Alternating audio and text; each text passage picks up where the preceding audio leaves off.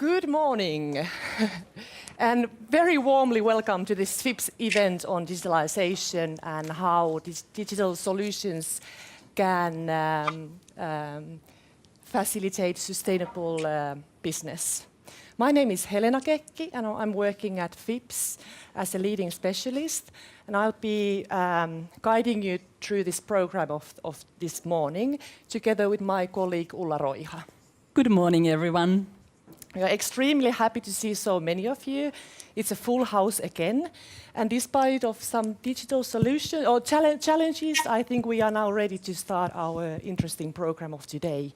We have extremely interesting topics ahead of us.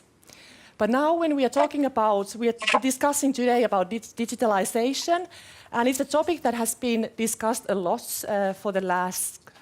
for many years already, but not so much has been discussed about how digital solutions can solve sustainability challenges, or are there some other challenges that digitalization is bringing to the tables of corporate responsibility. When we are talking about digitalization, it means that an increased use of digital solutions in our daily lives.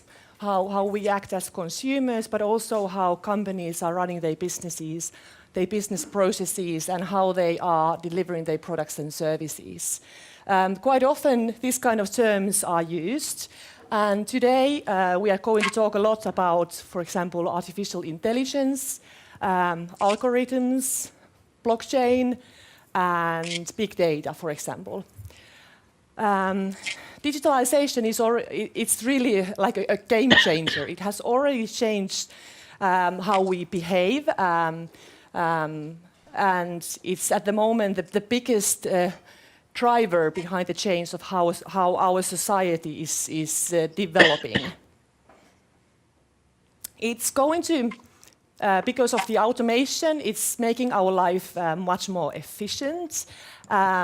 We can be more informed because we have access to more data.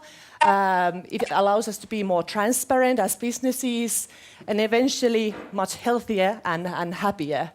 But there is another side to the coins of using digital solutions. There's been a lot of discussion already now that how this digitalization is changing, is threatening our privacy, and how to make sure that the data is being securely stored. There's been also a lot of discussion on how digitalization is affecting our human rights. Also, there's a threat for systematic biases and so on. Because of the automation, what happens to our jobs, for example? So it's been said that for the last 2 decades, it was globalization that brought new topics and stakeholders to the tables of corporate responsibility managers at the companies. But now it's said that it's actually digitalization that is bringing these new topics and challenges which companies need to address.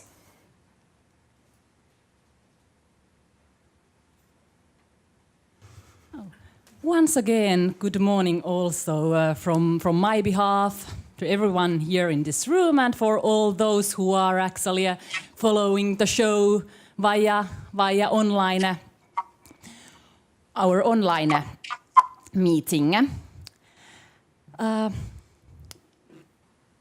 Digitalization is going, I'm sorry, I have to actually apologize to you that I came back very late night last night from a sustainable development, from a sustainable brands conference in Copenhagen, and then my close to 2-year-old daughter woke up in the middle of the night. I guess she somehow sensed that I'm back home, and she kept me awake for many hours. So my apologies if I kind of say something very odd in between. But yeah, so this morning is part of our Sustainable Development Goals in Global Value Chains program, which is supported by Ministry of Foreign Affairs. Why is this? Okay, these goals, as you probably all know. They are our common agenda for the next 17 years. They show us the pathway for sustainable development. None of these 17 goals will be met without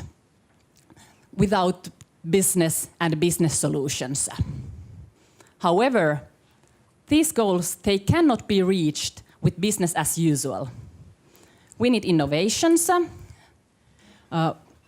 We need new products, new services, completely new business models. And that's where the main connection with digitalization is. I think it's actually been claimed that none of these goals will be met without digital solution. So digitalization really plays a key role in reaching these most important targets for all of us, each company, for all of you in this room. There are already some great examples. We know there have been like banking for the poor, or all the mobile financial services that are connecting the poorest people in the world to the global financial system, allowing them to receive and send money. There are several health initiatives. Digitalization, digital solution can bring doctors to remote locations. Even surgeries can be conducted remotely. Earth observation data can be used to halt deforestation. A lot of intelligent energy solutions that help us to combat climate change. Blockchain technology can increase the transparency in value chain, helping us to improve, for instance, good jobs. Examples are countless, and as we probably will hear later today, digitalization can even support us to promote global peace.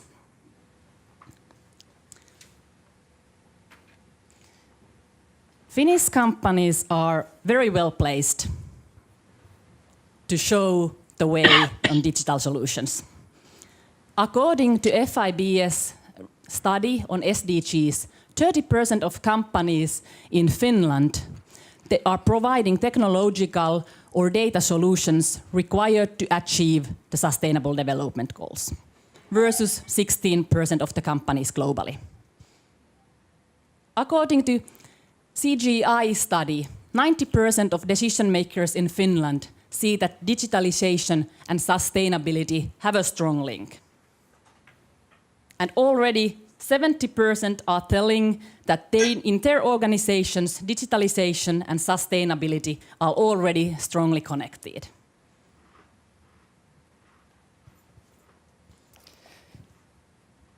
So then, what are a few examples? Now at the beginning of the event, we are going to show a few examples on how companies can use digital solutions to make sure that their operations are sustainable and responsible. One example is as simple as hiding some of the data that you are using in your recruitments in order to make sure that your unbiased, unconscious biasing is not affecting your recruitment processes as Suominen is doing through the blind hiring system. So basically how it works is that when they are looking for new employees, they are hiding irrelevant information from the hiring managers, such as all the personal data, name, gender, age, and so on. All those factors that are not relevant in performing well in the job.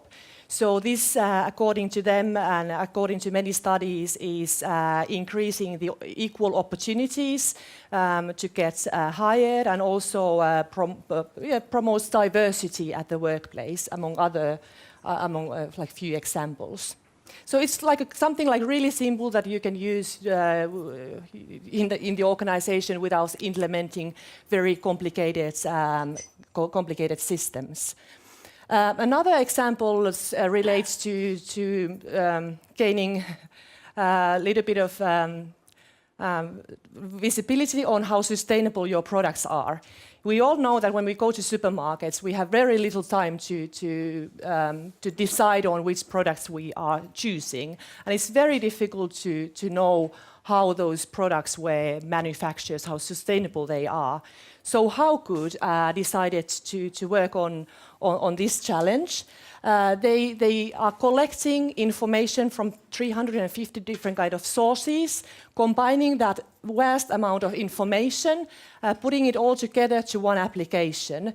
So basically how the application works is that when a consumer wants to find out whether the milk that they want to buy is sustainable, they can just go into an app, type the product that they want to buy. They get a list of products, and the system is telling you how the labor conditions in those companies were, and what kind of environmental impacts those products have. So it helps the consumers to choose wisely. When this is combined at the shop, that the shop actually puts a rating system next to the price, indicating whether the product is good, great or best of the industry. It really helps to the consumers to choose wisely and to make more informed decisions. They already have 250,000 products rated according to using this system. A bit more complicated system is the use of blockchain to trace in real time how products have been produced, all the way from the producer to the retailer shop. So a consumer can go to a shop and access a unique URL, which indicates exactly how that batch of product has been produced and who has been working on it.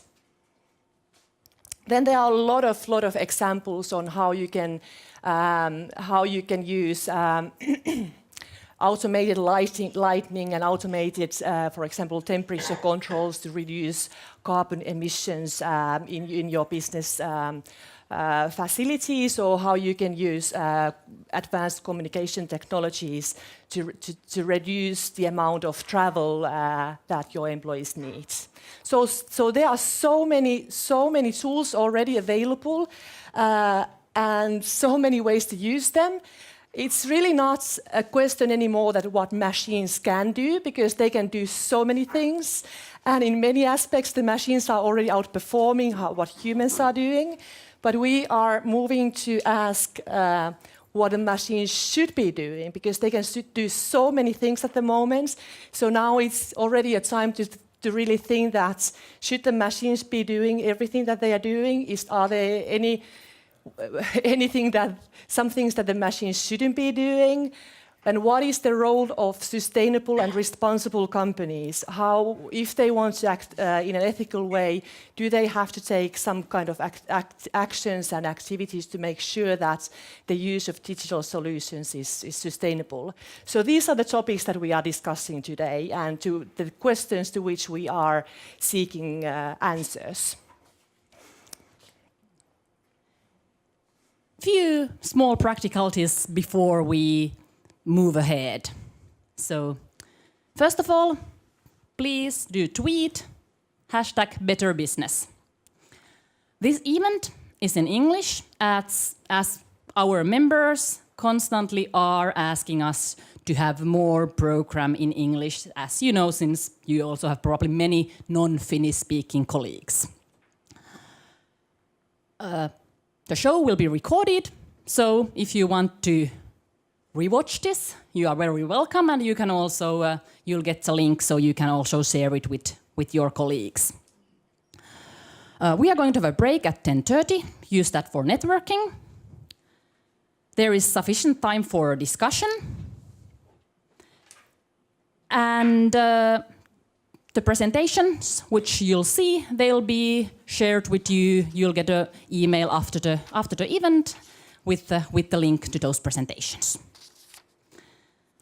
But then let's move on to our actual program. Our next speaker is Mr. Professor Timo Honkala.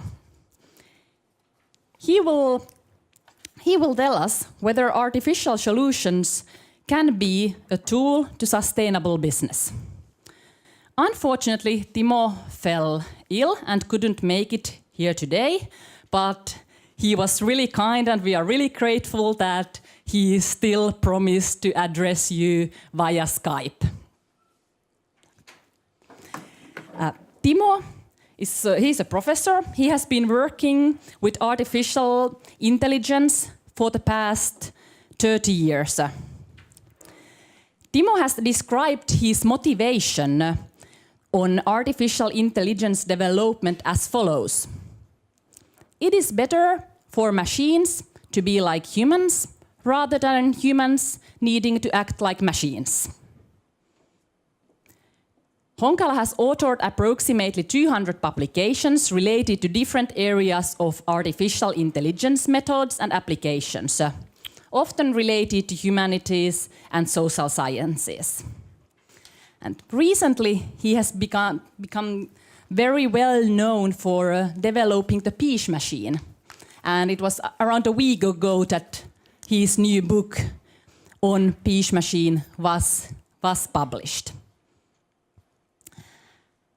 Timo, you're welcome. Nice to have you here. Thank you very much. I'm sorry for this. Might be a little bit difficult, but it's actually a good test of digital technology. So I would like to thank for this opportunity, and as a first test, I would like to ask, could you please confirm if the connection works well enough? The speaking head is not that important, but if you can hear my words clearly enough. So some confirmation for this would be appreciated. Yes, everyone is nodding in the room, so all is fine. Okay, thank you very much. So today's topic, from my point of view, is first of all, I find it very important and very timely. And then what I would like to point out today is the influence of this so-called artificial intelligence on the matters. I will discuss some of those issues, and here, if you have any chance to see this old picture, which is more than 100 years old, but with the basic ideas that the traveling or industry, etc., had a huge change through the use of technology. So the human work, physical work, encountered dramatic change, and now the same kind of analogical change is taking place in relation to work and our activities, even in the areas related to intelligent action and so on. And I will discuss here some of these issues, and I would also appreciate a chance to hear your comments and questions in the end. But from the point of view of sustainability, in general and sustainability of business and organization activities is being challenged in the sense that the operational contexts are being even dramatically changed. There is naturally some hype that can be detected, but on the other hand, even from the point of view of information technology experts, the changes of the future may be surprising. And if I summarize already from the beginning, what is the important thing here is that machine learning has some fundamental effects.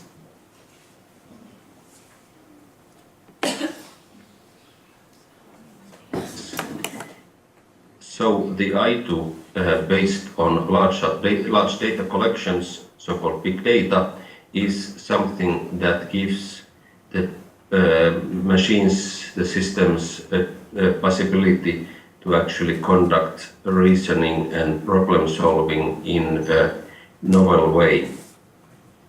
Here we can start from thinking about human beings.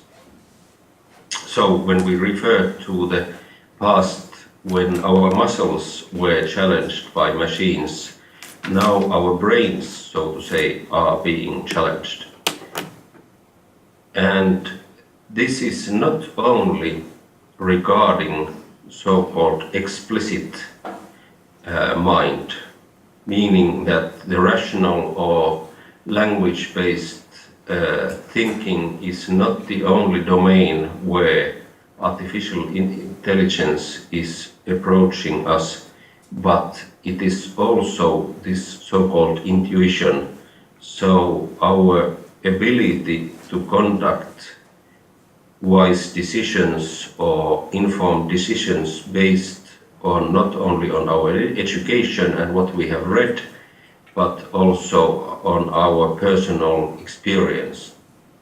And the capacity and importance of intuitive decision making is actually very central to human action. That is the reason why the leaders of companies or organizations are not relying on theoretical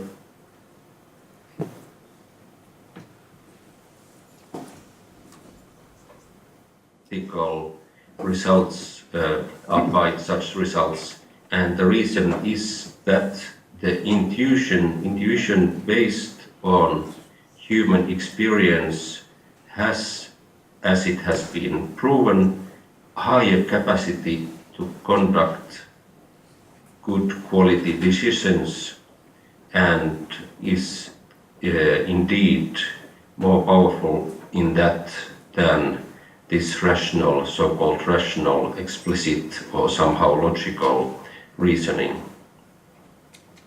The basic reason for this is that human rational mind is limited in its capacity.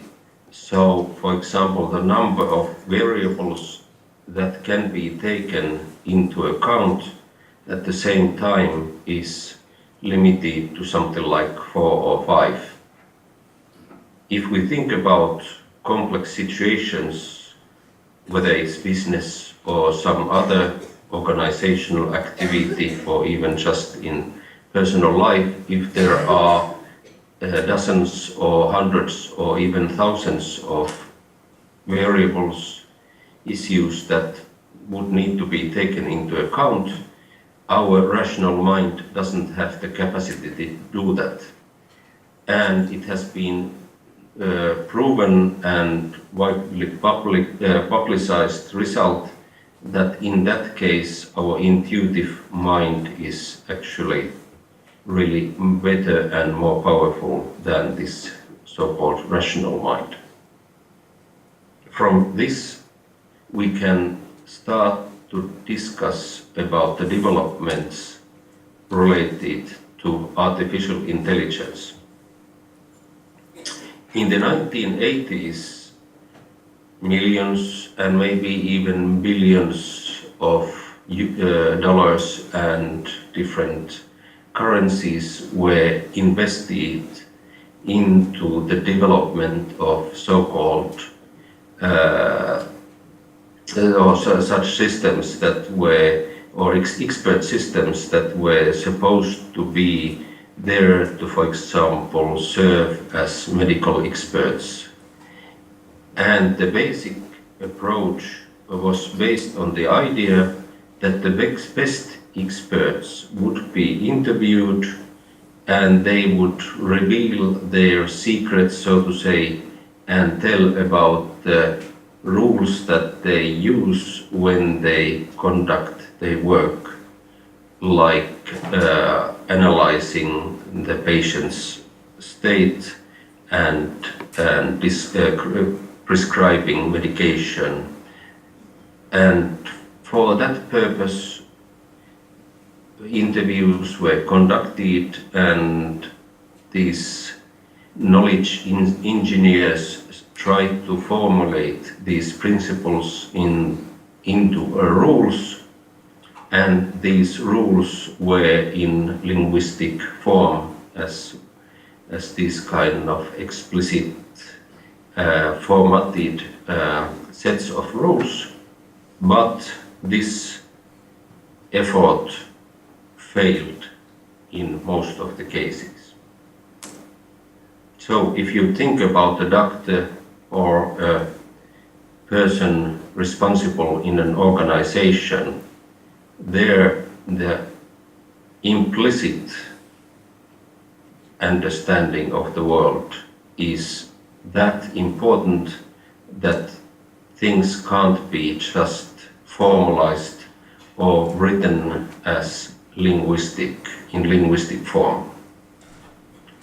And that's why the earlier version of artificial intelligence didn't work that well. And what have we reached now? We are in a situation in which we can simulate two important human skills. One of those is machine learning, and the other one is pattern recognition. If we think digitalization in its current form, or how it's mostly seen, there is no so-called pattern recognition to take place. Pattern recognition is such a human skill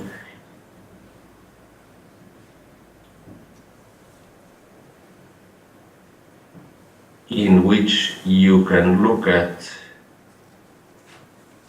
wise experience of the surrounding world and transform that experience into words and sentences, etc. We can compress our experience into such units that we can tell about that experience to others. But as indicated, this explicit rule-based linguistic form is not enough to make efficient systems. Whether we call it digitalization or artificial intelligence, we are transforming the development into a form in which we can simulate this pattern recognition. For example, in the area of artificial intelligence, there is a lot of discussion about robotic cars. So if you think about the situation of driving a car, you can't really write down the rules how to drive a car, like we have for a long time used the example of bicycling. If you have a bicycle and you would be there and to instruct the poor child to do this task,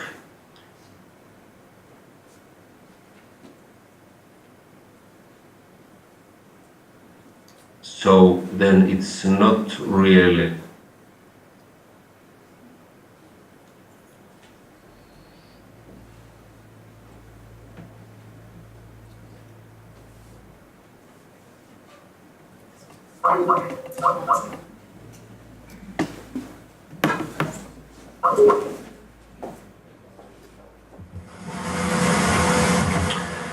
sorry for the break.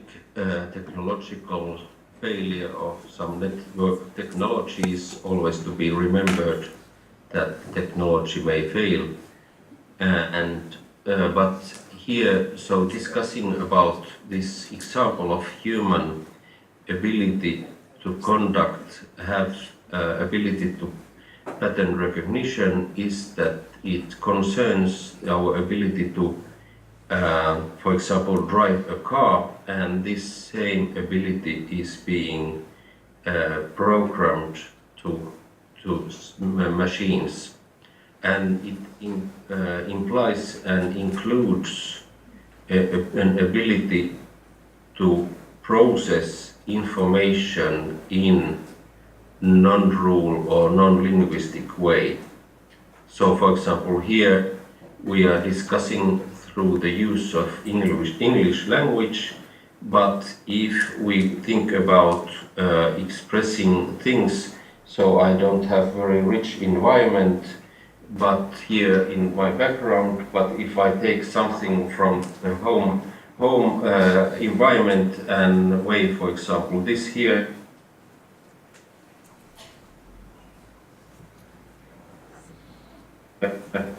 so one good visual experience into the word pillow, but if we think about the huge number of details in these experiences and how they are transformed into these linguistic forms, that process is by far not difficult, by far not simple. And I would even claim that recognizing this to be a pillow and recognizing thousands and thousands of other items in the world through our eyes and categorizing the way how we do through the language of English, Finnish or any other, that process is much more difficult than, for example, playing chess or anything like that.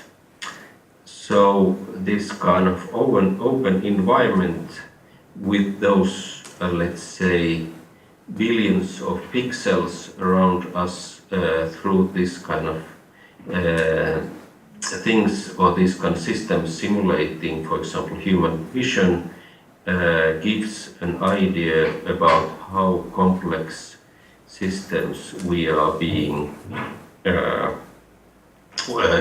our environment.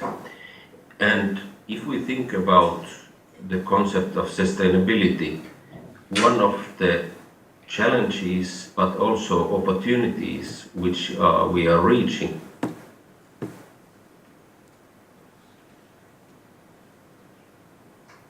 now is that, and through the use of modern computational technology is being improved considerably. And if we think about especially so-called machine learning, so our ability to model and to imitate human ability to learn things, we can think about the basic situation. I will discuss shortly the different kinds of machine learning to give you some ideas on it. But in general, so the use of machine learning has become more important lately thanks to some developments. One of those is just simply the capacity of computers. So the memory space and the computational speed of systems is better, and that has an influence on even on artificial intelligence. If you think about the number of pixels, just the simple thing in digital photography, so this number of pixels naturally has an influence on how good quality pictures we are able to have in our computational tools. In olden times, or so let's say some 10, 15 years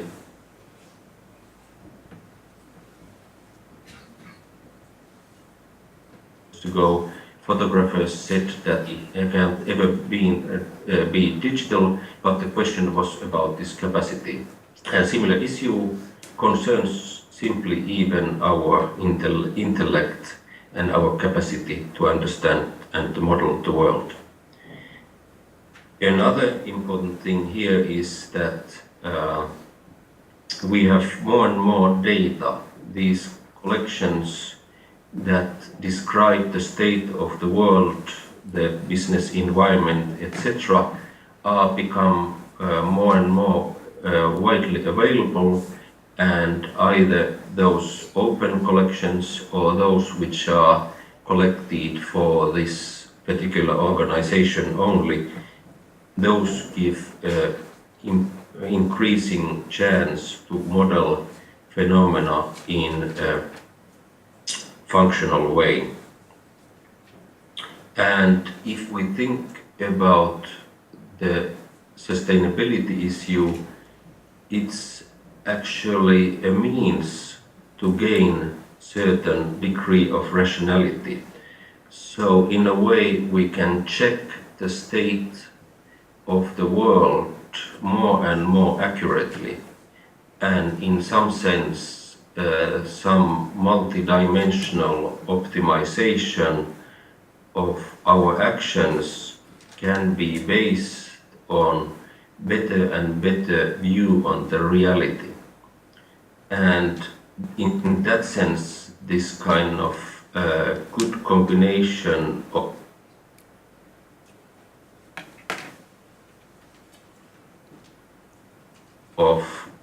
collaboration and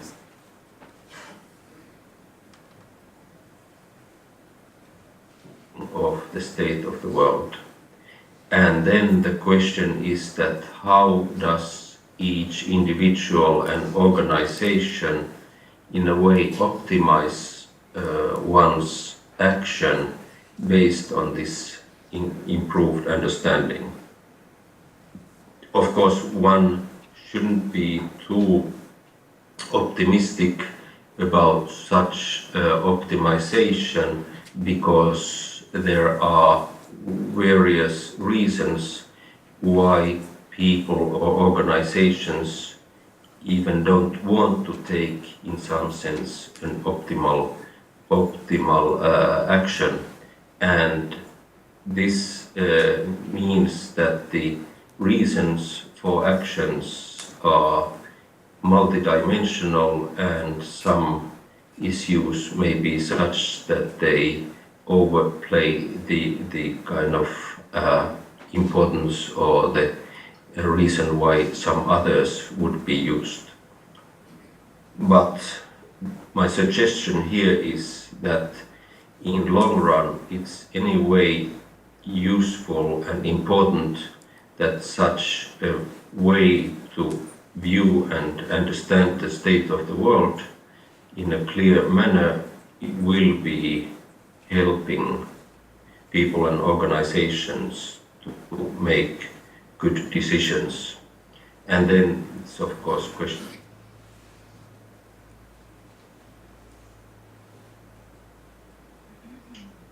about what are the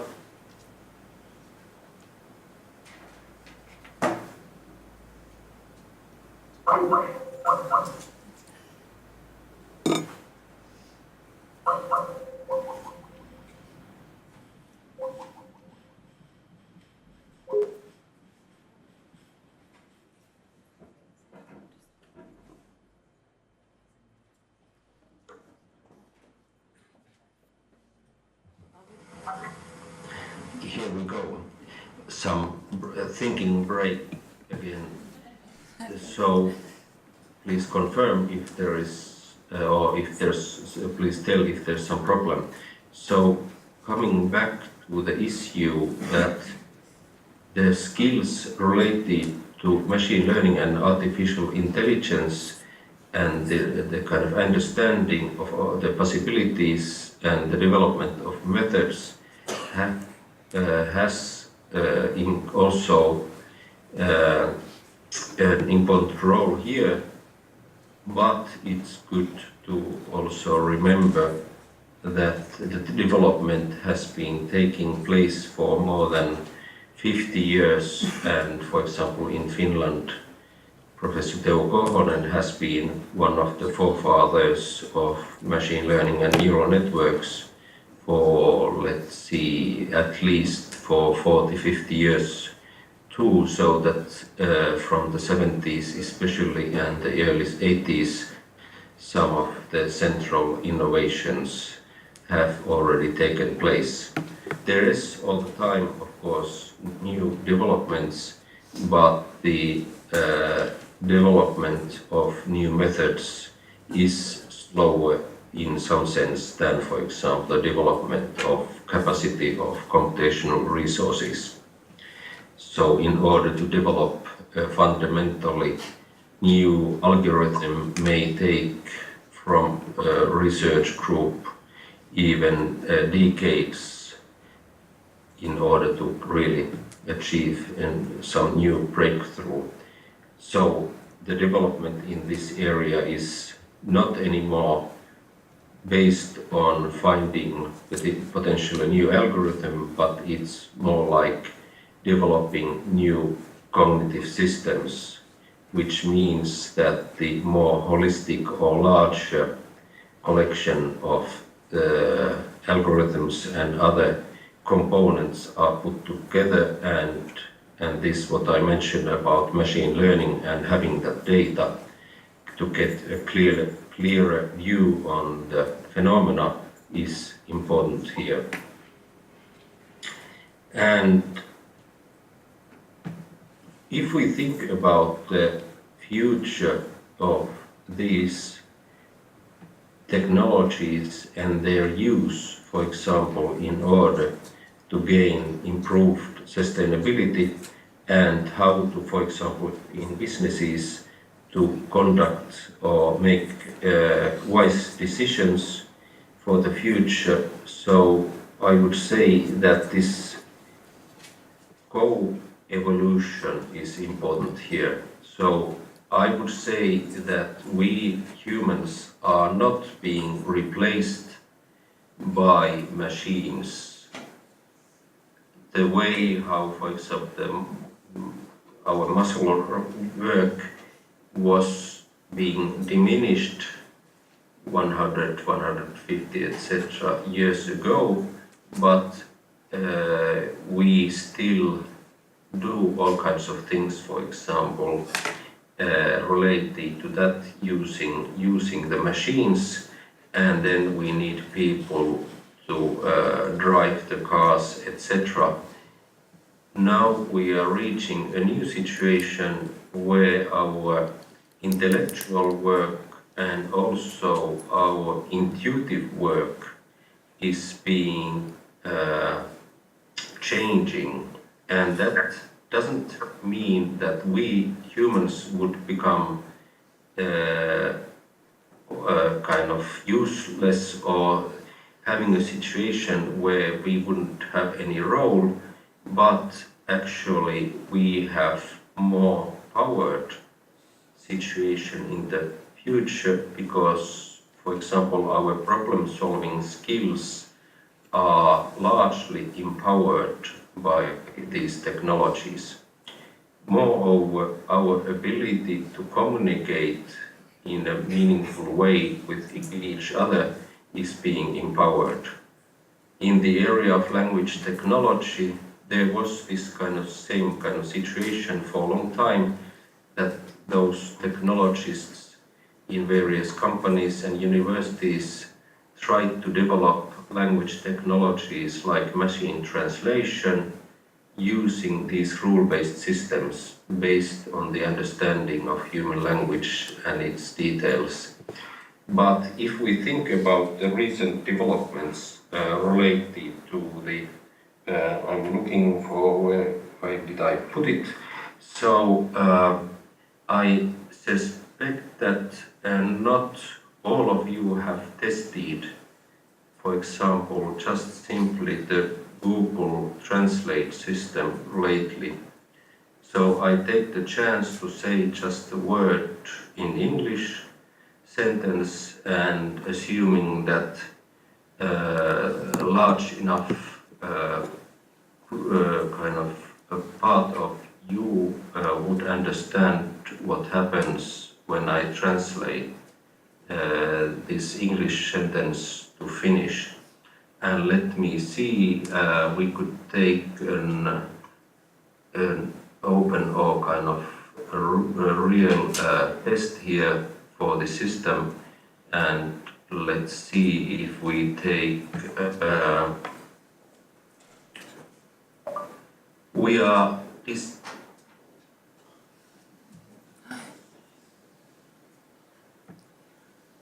discussing how artificial intelligence future. So the last word was detected in a wrong way, and I was a little bit slow. It's used to the idea that I am a little bit faster than this, but with this flu I'm a little bit slow.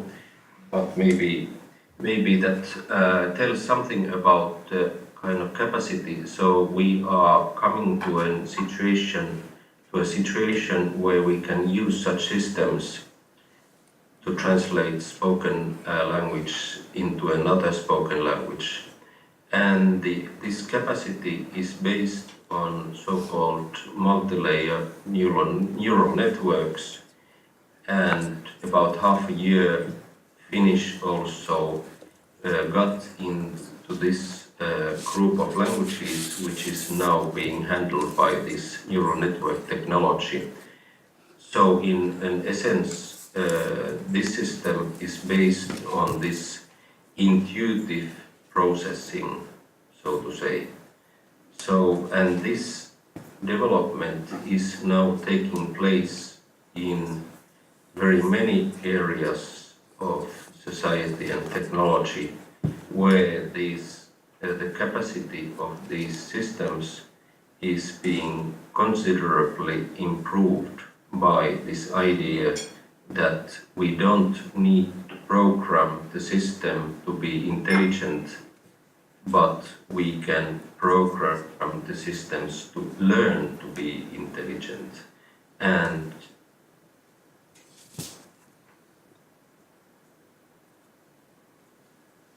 there is, I would claim, being influence, which is kind of taking place through this change of strategy in the development. So we can't really kind of understand or use the model of this kind of explicit knowledge, but we can create systems that imitate our ability to understand the world in an intuitive way. And this also influences, or this development influences our way to, or how we deal with the world also emotionally. So whether it's the question of taking into account the environment or other people in an empathetic way, so even understanding those phenomena, emotional phenomena, is being influenced by these artificial intelligence technologies. And in this Peace Machine book, I describe some of the contents of those developments and the future opportunities which can be gained through these kind of technologies. There are possibilities of using these technologies ill-willed way, but it's also a great opportunity for what I have been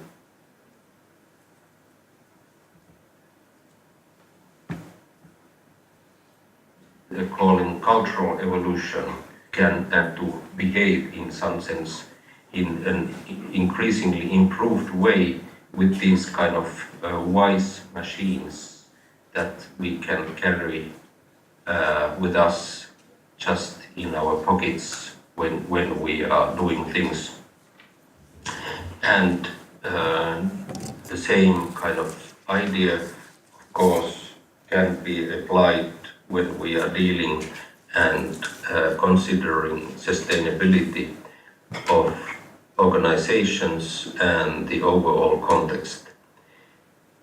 And that was also one motivation on writing this book on Peace Machine, because I would like to see that or claim that using something like, what is it in English, but something like the range of 1,000 billion euros or dollars per year on war technology and going through war is greatly diminishing the chance to have sustainability in the world. And in this book I describe ways and means how actually these developments could even realistically lead in long run, let's say minimally 100 years, into a greatly improved situation. So I don't claim any short-term wins, but the long-term developments can be really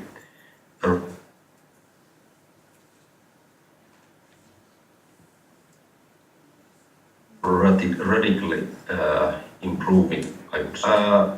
I have now said most of the things that the fluish person can keep in mind, and I'm sorry for this kind of potential little bit not a fully optimal way of communicating with you, but I hope that you had a chance to hear this clearly and to get some ideas for the future actions.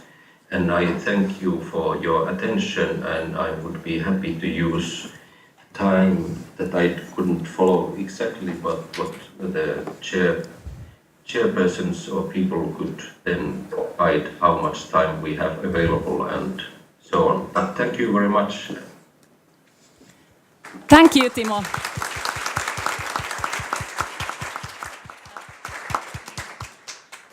Yeah, so there is now some time, some room for questions from the audience. And I think it was a really like a great example that technology can help us to connect, but it's probably never exactly the same as a face-to-face encounter. But is there anyone who would like to ask something?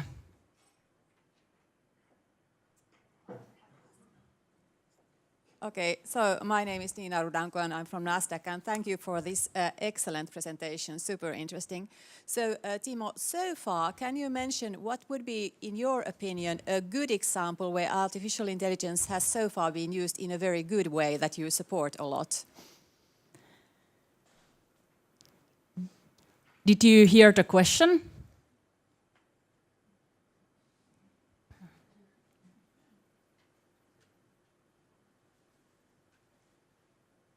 Kuulitko? I didn't have chance to hear yet, but thank you for connecting with English. Yeah. And as a chair, repeat the comment or questions. Yes. So there was a question from Nasdaq. What would be the good examples where artificial intelligence has been applied in a wise way? So the question is interesting, and I would say that, for example, this language technology and machine translation is a good example because it improves the chance for collaboration and communication over language borders.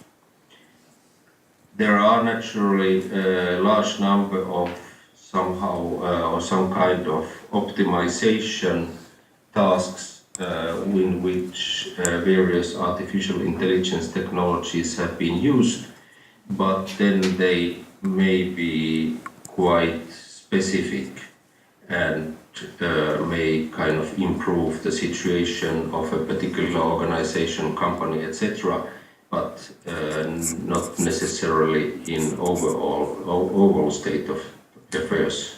So that's the basic situation.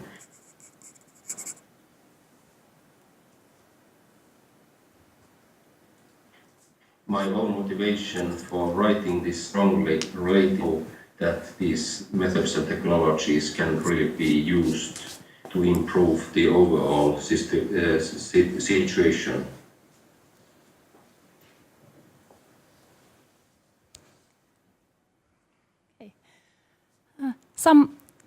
There is one question on the back of the room. Just a moment, please. We'll bring the mic to you.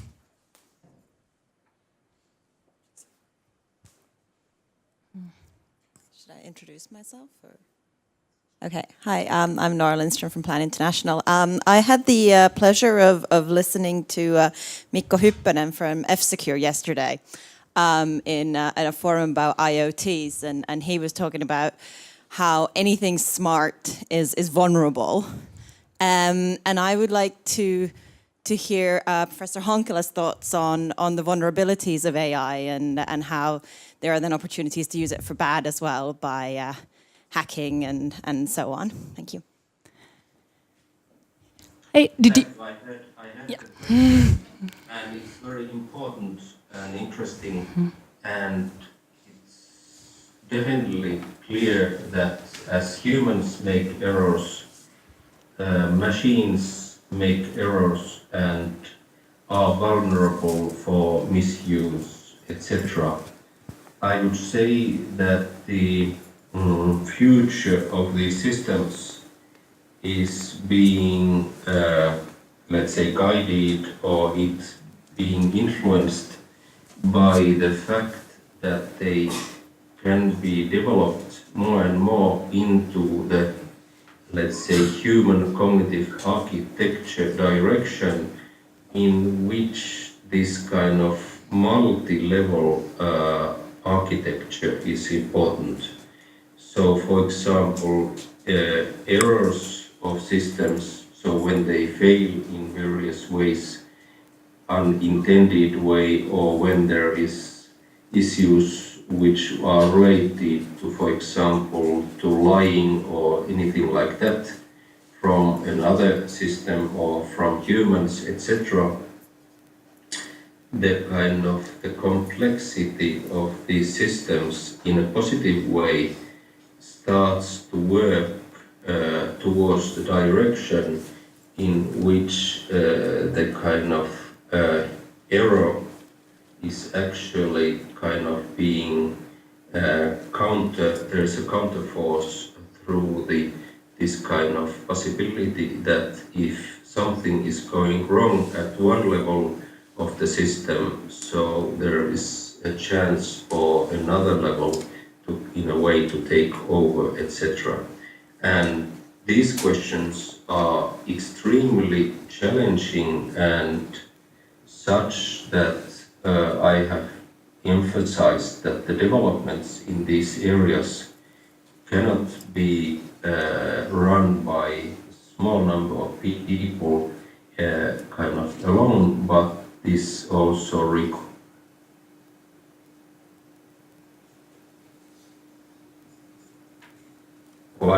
really a very old motivations and into directions into which the systems are going, and in order to reach some, let's say, sustainability in these developments, so the kind of the motivations should be available kind of for the larger community. This is, of course, quite challenging from the point of view that those companies which want to benefit from these developments, they are not necessarily very eager to reveal their secrets related to these developments, and that's why this is a very complicated question and requires, I think, very careful consideration about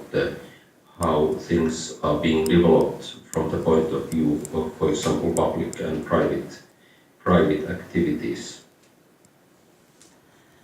Thank you. There is a time for one more question.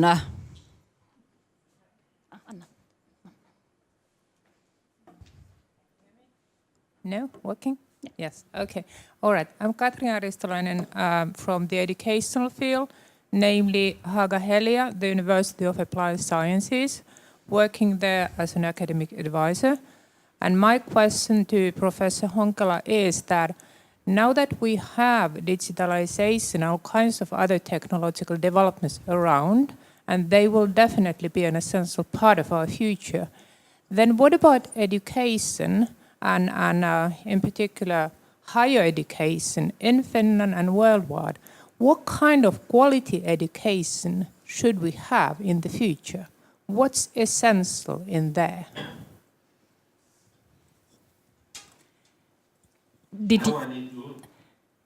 Yes, please. Yeah. So for the education, that what do we need for a quality education in future? Thank you. That's a very important question. In the book, I have told some views on the future of language education, so that when we have increasingly available technologies which help in crossing the language borders, the motivation for even our children to learn language may be limited. But I have suggested a scenario for language education where we use, or we of course still use our own mother tongue, and it's important to have good quality skills in it. And then I suggest two languages to be learned. It's important for our capacity and ability to understand the, in a way, relative notion or the relative character of the description of reality. And if we are bound to one language only, like sadly many Americans, so then there is this kind of false assumption that the world is like how our linguistic conceptual structure shows. And because that's not, strictly speaking, true in the sense that there are different ways to construct our reality through our conceptual and linguistic system, so then it's hugely important that every citizen of the world actually knows at least two languages, even in the future of artificial intelligence systems. It's also important because our brain is actually is healthier. It has been shown that the kind of when one becomes older, it's actually useful to know at least two languages, because one has more healthy brain, so to say.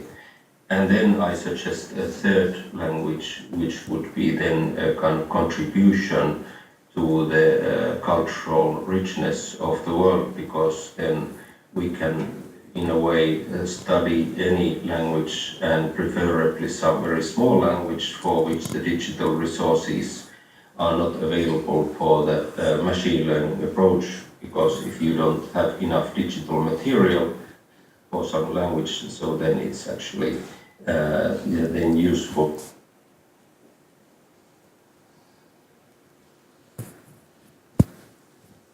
And contributes to the, say, maybe not only this kind of cultural value, but this question is very important and regards many areas. One quick final conclusion to this is that it's good to learn to use these methods and technologies in the new ways. So that's one thing. So that the co-evolution and cultural evolution of the future is not something that replaces us humans, but we need to learn new ways to work. And in that sense, we kind of are in the edge of a new state of the world. Thank you very much. And I think I suggest we'll give one final applause for Timo before carrying ahead.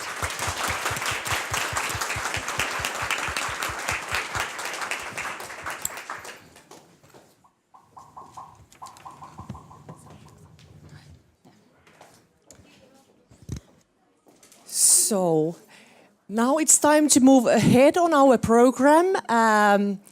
We have here Pia Ek from Castren and Snellman, where she's a partner and where she heads the digital, TMT and outsourcing teams. And Pia will continue addressing the topic of artificial intelligence and algorithms, especially from the viewpoint of regulation. What are the key questions and what's the role of responsible businesses, what the companies should do in order to ensure ethical business processes? Pia is an all-round digitalist with over 15 years of experience on the field. For many years, publications such as Chamber Global and Chamber Europe, Legal 500s, and Who's Who Legal, Internet and E-commerce have ranked her as one of the top attorneys in Finland. So welcome, Pia. Thank you for joining us, and the floor is yours. Thank you. And can you hear me? I'm not. It seems to be working. So good morning. As said, I'm Pia, and we will spend the next 20 minutes or so discussing the legal and regulatory requirements for and the framework for what could be and what is around AI at the moment. I understood I'm stepping in for Liisa Jaakonsaari, the Member of Parliament, so it's a bit of a tight spot. And in addition, last night when I was sort of preparing for this, I was looking at what was being written about AI and so forth in the newspapers, and BBC came up with this title stating that robot lawyers are here and they're winning. So maybe you should have asked the robot lawyer to talk to you instead of me. But because of that, my views might be a bit biased. Let's see how this goes. But yeah. So what we'll talk about today, and after listening to Professor Honkela stating what is AI is a bit ambitious. I'm not going to go much into detail about that, but sort of talk about what the lawyer's perspective is on how we should look at AI from a legal perspective. Then we'll talk a bit about the legal and commercial risks, including and entailing into deploying AI, and then the practical mitigating solutions, as well as also take a little glimpse into the future and what the regulation should maybe look like, or what at least the members of our European Parliament think that the regulation should look like, or whether there should be some regulation at all.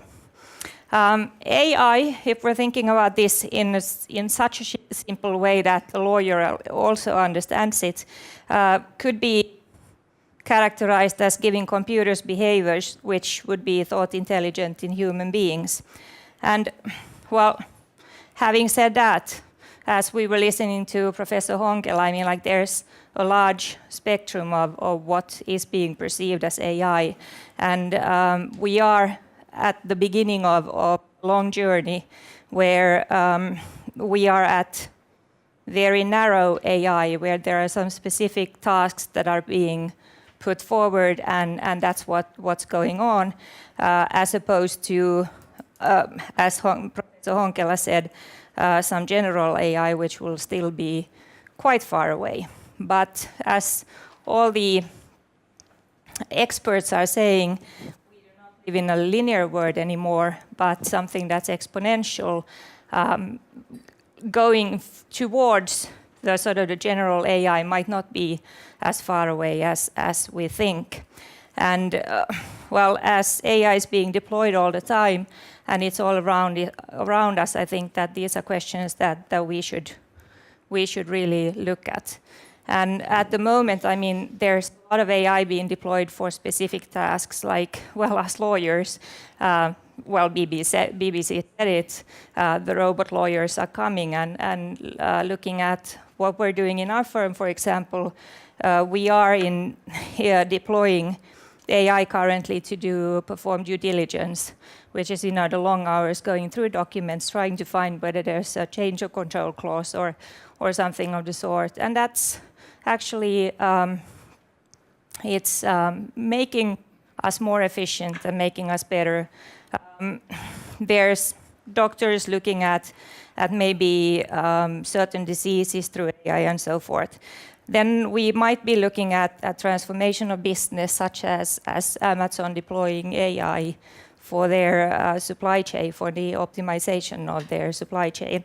Or then we go into new business models altogether, like the driverless cars. Sorry. Well, at some point we will hit the point where machine intelligence will supersede that of human. And some notable persons have talked about the risks of the issue of uncontrolled AI. And Elon Musk, for one, he has spoken out against the artificial intelligence, declaring it the most serious threat to the survival of the human race. Pretty scary, huh?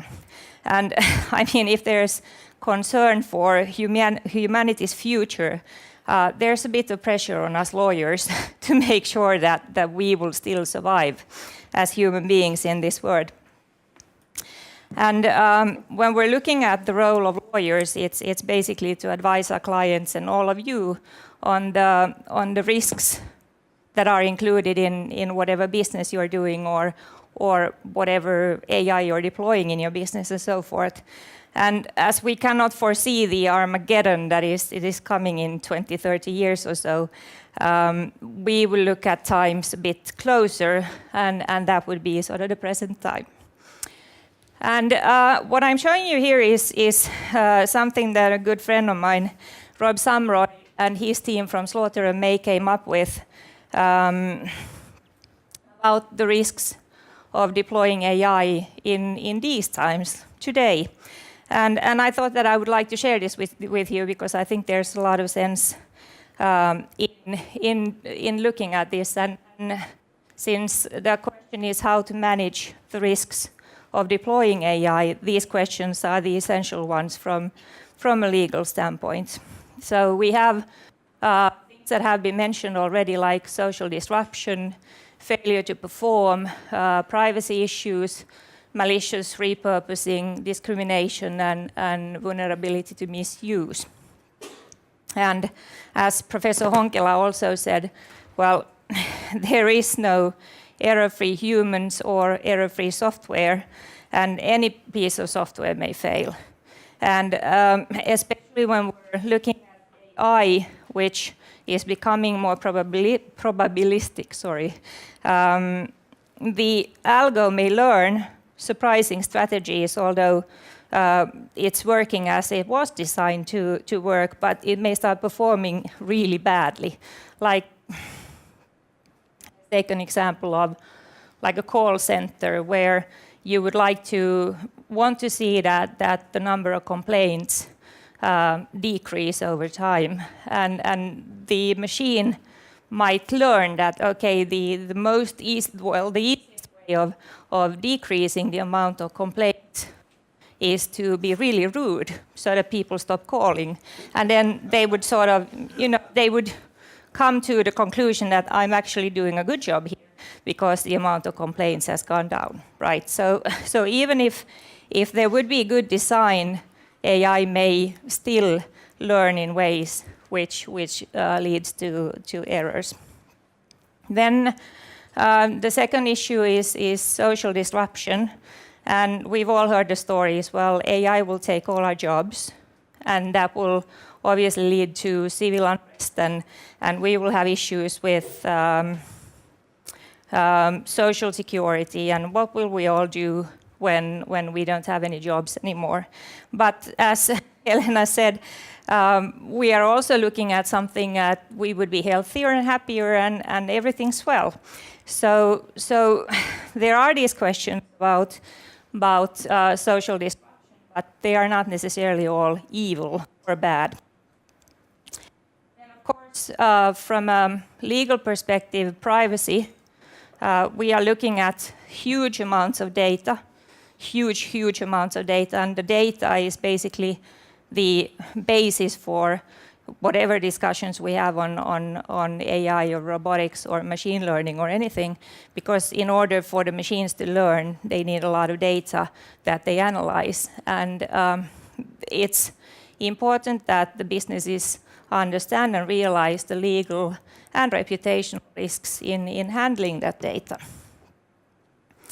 And well, when you start collecting the data and the machine starts using the data, it might start using the data for purposes that was not necessarily intended in the first place, and this is something that has to be taken into consideration. Well, malicious repurposing. Systems designed for good may be maliciously reused. And this is not something uncommon at all. I mean, like we've seen this already in 2016 with the, what was it called? The flash crash. I don't know if you've heard about this, where suddenly the pound, the British pound, started crashing really quickly against the US dollar due to robots doing the trades. And there was a lot of discussions about this. It was algos doing trades, and suddenly they caused a huge crash of the British pound about, was it in June 2016? And then we have the vulnerability to misuse, which Professor Honkela also talked about already. A good example for this is, which you probably heard about, was when Microsoft decided to try this Twitter bot. I don't know, when I'm going this way, it sort of goes away, does it? So I will stay here. Okay. And what the Twitter bot did was they put it on Twitter, and it started conversations and started tweeting. And the people that were discussing with the bot very quickly understood that the more racist material they started feeding to the bot, the more racist the Twitter bot became. So eventually, and not such a long time at all, the bot was being really, really obnoxious, and they had to shut down the entire system because it just got really bad.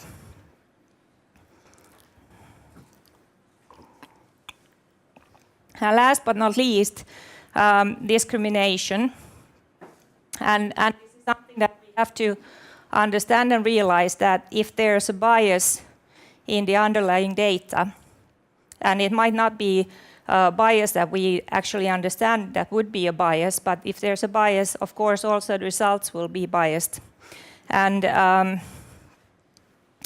the more data about individuals that are being fed into the system, okay, the more likely it is that it will also start looking at things that we haven't realized that was there, like for example in the States, where you live or where you go to school actually tells a lot about your ethnicity or any other things, or wealth or so forth, even if it's not intended that the machine would understand that from which sort of group of people you're coming, it might still draw the conclusions and understand that there is such a discriminatory factor in the data. And an interesting example of this is in the US. There's a lot of actually quite a lot of states that have started sentencing criminals on misdemeanors so that they're using AI. And in some of the states, when they have put in the data, the machine pretty quickly learned that if you're a young black man, you will be sentenced a lot harder than if you're a middle-aged white woman. And well, there we have discrimination, and if this would not be, well, if it's a government, it's really bad. If it's a private company, the goodwill tied into these questions is something that you might not want to deal with. Well, the key principles for responsible deployment then. How should we advise you guys or help the coders when they are designing the algos? And on the basis of everything is actually a risk assessment. And everything should sort of, in our world, everything goes with risk and risk assessment and realizing what the risks are and how to mitigate those and to find a comfortable level of risk that you're sort of comfortable living with. And the first category for these key principles is good governance. The second one is quality assurance, and the third one is obviously legal. The good governance is sort of trying to understand and challenge the decisions within the businesses and looking at the processes within the organizations on how to mitigate the risks and how to understand what's actually going on when deploying AI.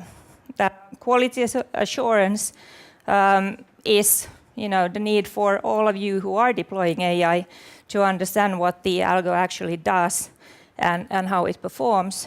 And then the key legal principles to implement should also be taken into consideration, and looking at the existing frameworks or to help design new frameworks, legal frameworks, is key in the legal factors. And if we're splitting this down to a bit more and splitting it down a little bit more and looking at it more closely, for good governance, the first question is whether AI is on your company's risk register at all. I mean, are there sort of sufficient safeguards if something happens, or is there somebody looking and monitoring at what's going on? And the question is whether there's real-time monitoring and alerting. I mean, like, if there is an error in the AI, you certainly want to be able to react as fastly as possible before there's a lot of damage. The third question is whether there's an auditable causal process. And that's to understand that different algos work in different ways. Some can give very clear reasons for their decisions, whereas others, it's really hard to give, out information on the predictions. Like, we don't really understand what the machine is doing and how they come to the conclusions that they do. And the more complicated the process is, the harder it can be that system has been badly designed until it actually fails. So basically, the question is about monitoring as early as possible to detect any errors that there are, and also try to see that you have somebody in your company who is sort of the internal owner, who knows what's going on and how you're auditing and what you're doing, and somebody who is empowered to react and act if it looks like something would be going wrong. As for quality assurance, that's not really a legal question, it's more of a technical question. But still, I mean, like, you have to ask the questions of whether the algo is sufficiently accurate, whether it's doing accurate predictions or whether things are going wrong. Is the data that is the basis for it, is it healthy enough to avoid biases? And is the algo well specified, objective, and robust enough so that we can avoid any misuse? And then if we're looking at the legal issues, we will go into data compliance. The discrimination risk we've already talked about. Risk allocation, meaning liabilities. Who's liable if something goes wrong? There's a lot of discussions, especially in the European Parliament at the moment, whether we should have something called an electronic person, because there's questions about whether machines that develop sort of their own sense of what's going on, whether the manufacturer can still be liable for any damage that they might cause. But having said that, sort of the conclusion is that none of this is really a one-off task. I mean, like, it's not like you can go in and say, okay, so we realize we're using AI and there's a risk to it, and we're happy that we realize this, and then everything's fine and dandy. But it's an ongoing process of basically all through the life cycle of deploying and using AI to constantly look at all these questions. Well, data compliance, as said, data is in the epicenter of all this. And I'm sure that you've all heard enough about GDPR, at least I have, to be sort of, don't mention the word anymore. It's like the word that you don't want to hear. But still, I mean, with data being in the epicenter of all, you have to ensure that if there's personal data involved, you have to have consent to use the data. So you need privacy notices and you need personal data stores, meaning that you have to make sure that there's security and there's access to the data from the data subjects if they so request. Algorithmic transparency is a good question for the data subjects to ensure that their data is being used for those purposes that they actually consented to. And all the companies should be doing privacy impact assessments when starting deploying AI. It would be nice to have, well, not nice, it's actually essential that when you start designing the systems, you go in and look whether there's the privacy by design and the ethical approach is within the technology already. And well, even the legislation requires for anonymization whenever that's possible. The challenge with all of this is that, well, most of the regulation that we have is either national or on European level or American level or Asian level, but we don't really have any global regulations that would help sort of people to implement technology on a responsible basis.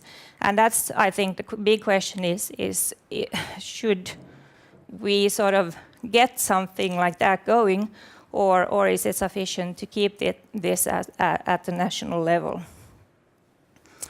Okay, I have a few minutes left, so let's sort of start concluding. The new technologies have always raised questions of regulation, that's for sure. But there's a distinct challenge with AI that we have not seen before, because the more complex AI does not work in a way that would be predictable to humans. And because of that, we run into trouble also in trying to decide how we should regulate or legalize AI and the use of AI.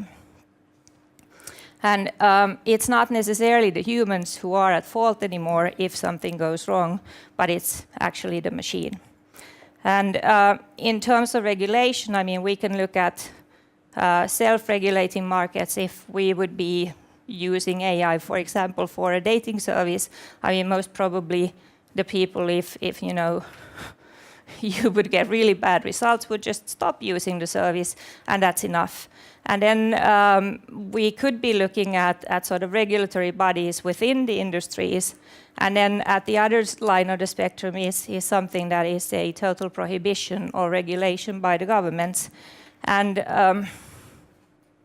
well, it's a good question to see.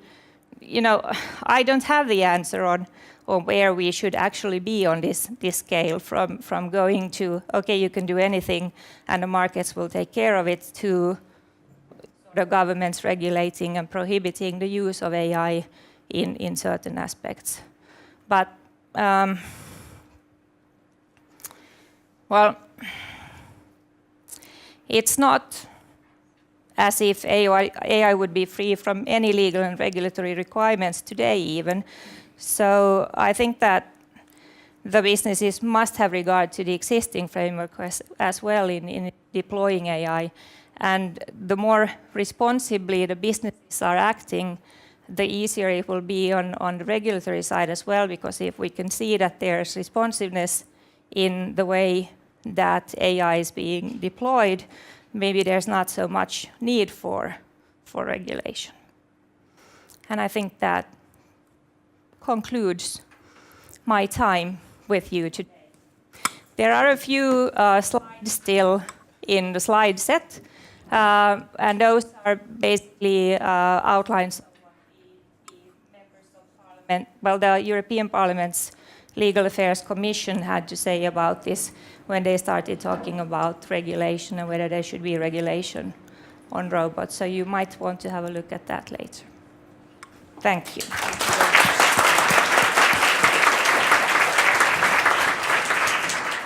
So thank you very much, Pia. And now we have time for questions from the audience.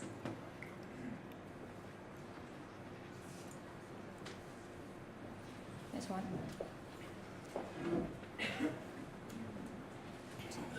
Actually, I don't know if this is much a question as sort of a comment. Mm-hmm.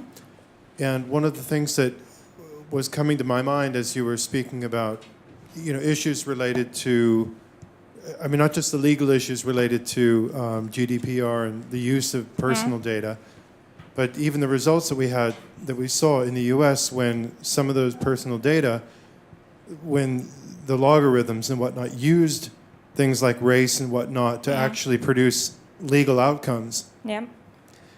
And particularly with the issue of discrimination, that's kind of a low-hanging fruit, but it's useful for our conversation. And I think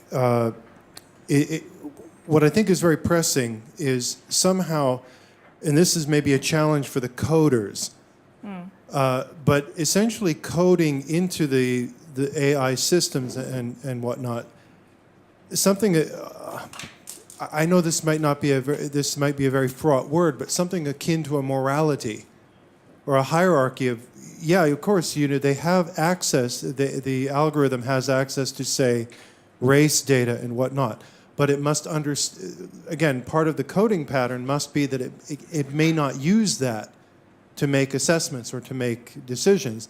And then, of course, you know, if AI advances to the point where it starts using its own morality, I think it's extremely important that we begin sort of inputting this level into the system at an early stage before it kind of gets away from us.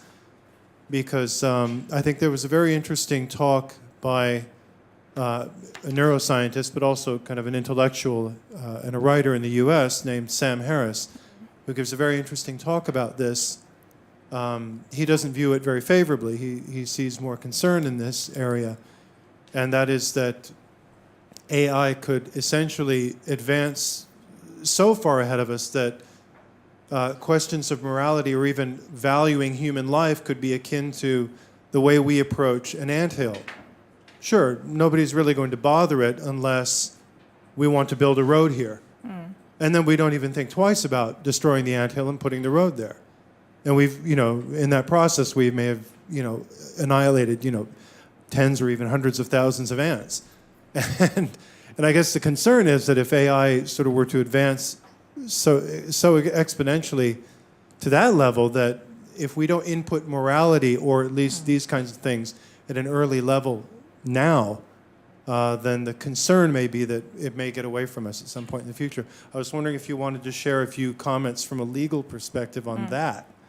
Well, as I said, in my mind, I think it's really important that the legal as well as the business side of it discuss with the coders when they start doing these projects, because you have to sort of build in the ethics and the privacy issues and everything into the code, and make sure that the ethical side of it is already present when you start building the system, because that's when things can go really wrong, and in that sense, for the coders also to understand sort of the legal boundaries of what they can do and what they can't do, because a lot of times I know I get these calls, I got this cool idea and it's really well, and we're going to do this and this and this, and we'll profile these people and everything. Like, well, I don't want to be the business prevention department here, but still, you can't do that. But let's think of what you can do. And that's sort of the question with everything that has to do with data, is actually finding the path of what you can do, and at the same time keeping in mind the moral and the ethical side of it, because that's so important, especially when we are moving towards the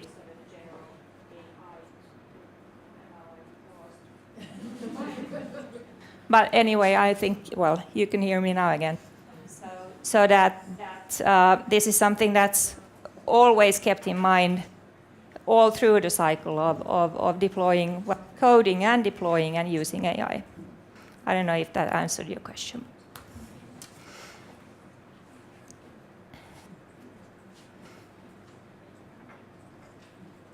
Hi, I would like to know, because there are several companies who develop the business intelligence and AI and everything, and we would like to maybe combine the data and use all data for the community. What are the means to enable that?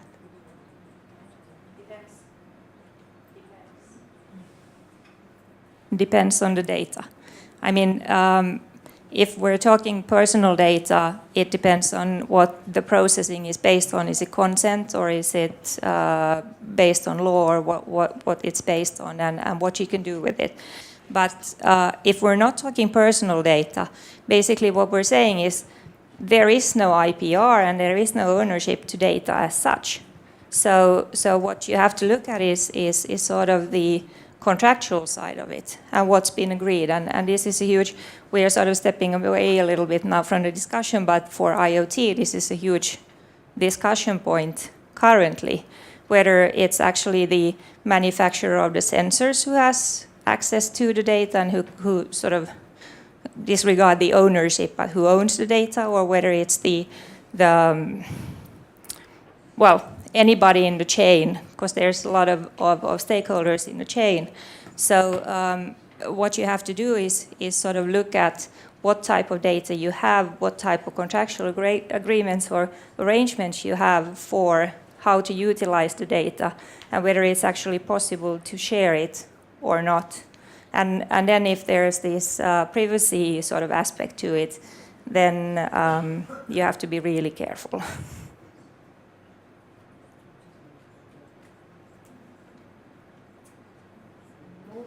Comments or questions?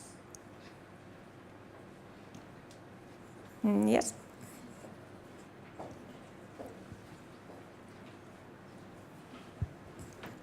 Hello, and thank you for a great presentation so far. So I took special interest, you mentioned about this electronic personality and the legal aspects of that. So would that mean that these algorithms could at some point, or should they be sort of legal entities themselves that could be controlled in that way? Or is that something that is being developed or thought about? Yes, well, unfortunately 20 minutes was too short a time to get to that, which was the next slide. But yes, so the European Parliament and their Legal Affairs Committee has actually put a suggestion forward that we should have something that's called an electronic person. So AI and robots would be regulated as electronic persons. And well, the sort of the committee paper starts with, you know, all these scary things about Star Trek, and I think Star Trek was actually mentioned, and all of that, and it sort of got led to people thinking that we are actually sort of granting human rights to robots and so forth. And I don't know, you've probably seen all the articles about this. That's not really the case. What the question is sort of, since, for example, for liability, when there has to be a sort of a causal process from the actual damage to how it was caused, when there's AI that's acting sort of on its own, the question is who would be liable?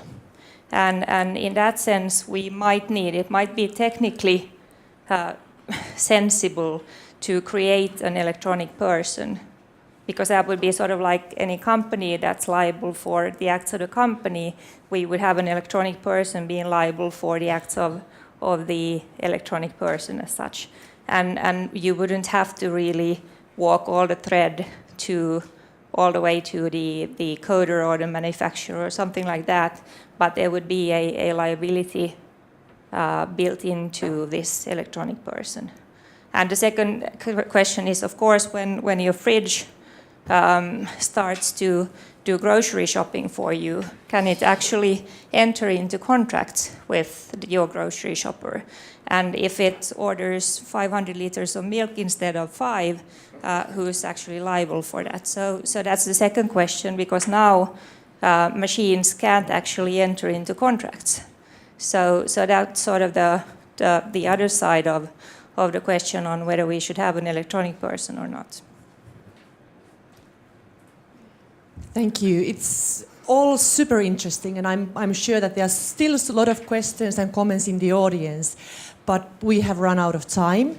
So now we'll have a break for 15 minutes. We'll get back to the room at 11 o'clock to continue with the program, and after that we'll still have time for a little bit more discussion during the second half of the show. But thank you very much, Pia, for your presentation.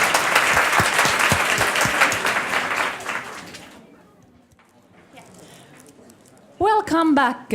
Hopefully this short break, hopefully you got some coffee and sugar to fuel you up for the next 1 hour, where we move from, let's say, more from theory towards the practice. And the first speaker of the second part of today's program is Jarkko Haapalainen, Internet of Things country lead of IBM. And he will give us some real-world examples on how digital solutions can solve sustainability challenges. Floor is yours, Jarkko. Thank you and good morning. Shortly introducing myself, as said, on day-to-day basis, I'm working pretty much around the IoT within Finnish market between different industries. And in many cases, to large extent, also AI and blockchain, which was mentioned in the beginning of the show, are much intertwined with IoT discussions to really gain the business value. And overall, I think we are talking about the digitalization of different industries. So the today's topics and today's whole program has been very much near my heart, and I think in general all businesses in Finland as well as globally are aiming to implement different digital solutions to drive or boost the business. And obviously this is also a great opportunity to drive better business in terms of sustainability and corporate responsibility as well. I'm not a sustainability or corporate responsibility specialist as such. What I am is really a technologist and a business developer, enthusiastic with the new kind of digital services. So happy to be here. A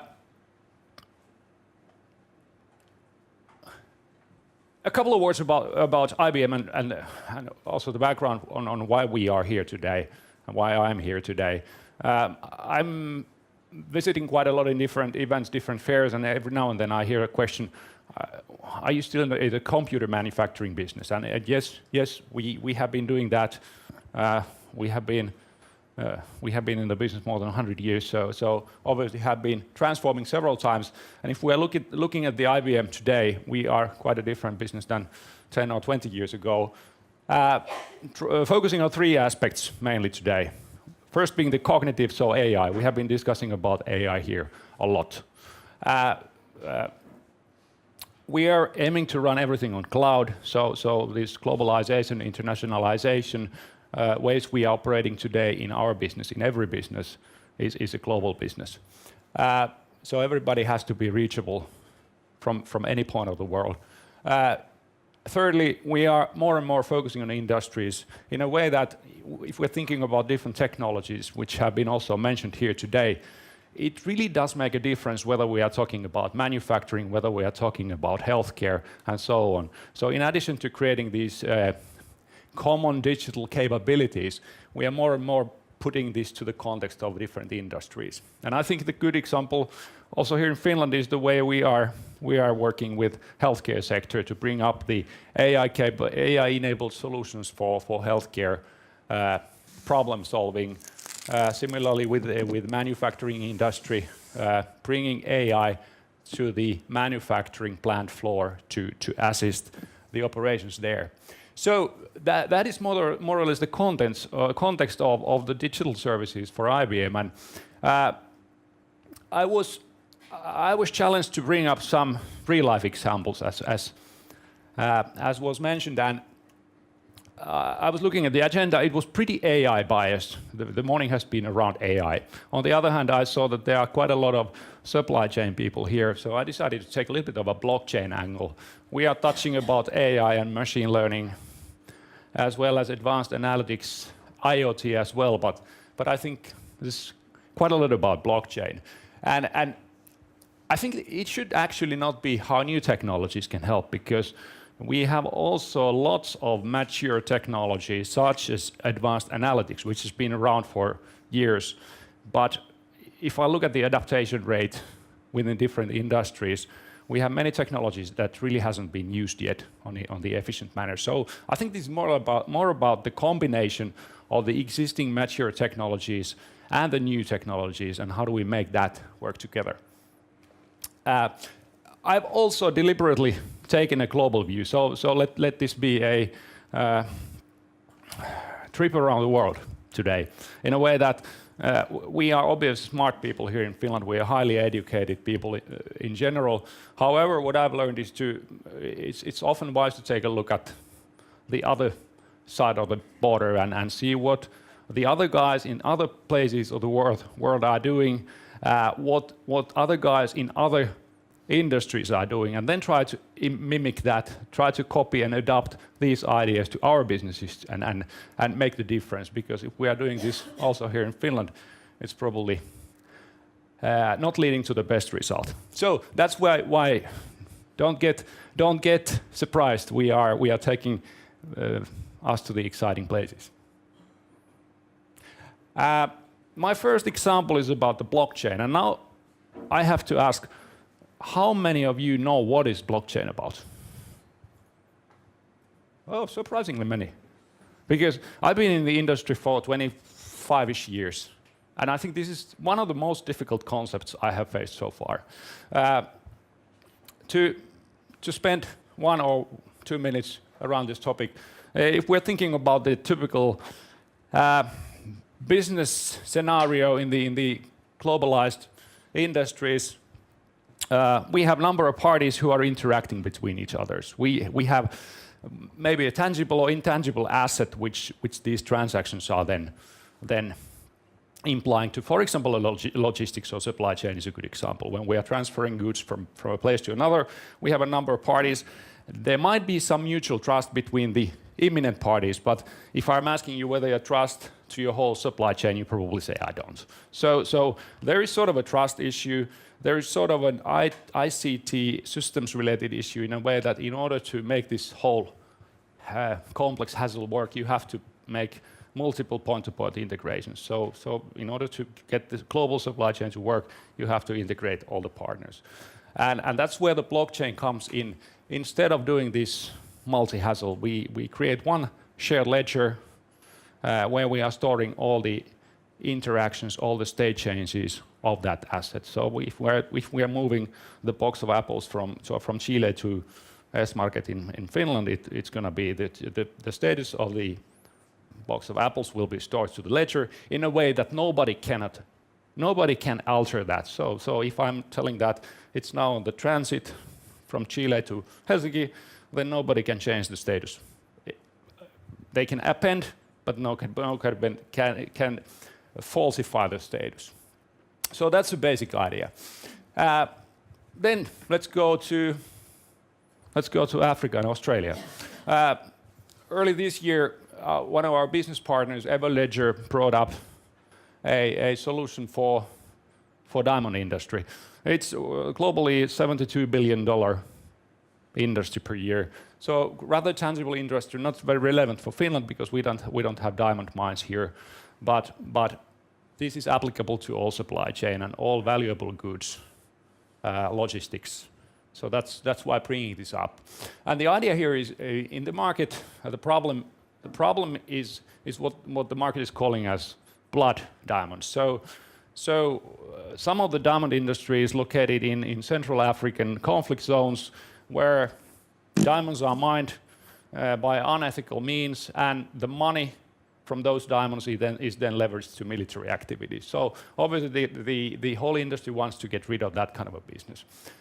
As a result, United Nations declared a process or mechanism in year 2000, what's called Kimberley process. And basic principle is every diamond is certified.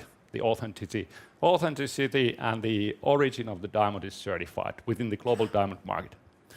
However, this certification process is based on paper documents. So obviously, falsification of the paper documents, falsification of the insurance claims within this market, providing synthetic diamonds and claiming those to be authentic, and such kind of problems do exist. And that's where the Everledger comes in. They have created a digital solution where they are storing the digital fingerprint of every diamond. Well, not every yet, but they have approximately 1.2 million diamonds in the global market registered to the blockchain. There's a fingerprint, and then there is a blockchain which sort of stores all the activities in the supply chain of diamond industry. So going forward, it will be more and more difficult to falsify the origin as well as the authenticity of the diamonds. So pretty typical provenance use case, which is, I think, very interesting to the many industries, whether we are talking about high value goods or any a little bit more standard goods we are dealing with on the global market. Then we'll go to China. China is actually a huge opportunity for IBM because we're a global company and China is a huge market. I was speaking in another event where we were focusing on China air pollution problem, and we are doing quite a lot of there as well in terms of research and in terms of how do we can help Chinese industries to reduce the emissions, pollution emissions there. This specific example is a blockchain example, and again, if we're looking at the China and current CO emissions, China is, I think, approximately 1/3 of the emissions of the whole globe. And unlike in Europe where we have a working carbon emission market, that does not exist yet in China. So they are going there. As of the current understanding, during 2018 there might be something in place. And what Energy Blockchain Labs is doing with IBM blockchain is they have created a ledger, a blockchain ledger, which is used to store the green assets and similar credits which are used in Europe. So certified emission reduction credits are being stored in the blockchain. Again, giving the possibility of the Chinese companies to bring up the green assets and Chinese authorities to start developing a carbon market mechanisms in China.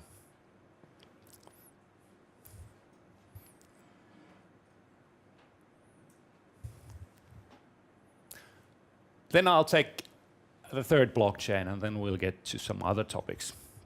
This is pretty new, so not too much concrete activities have yet taken place.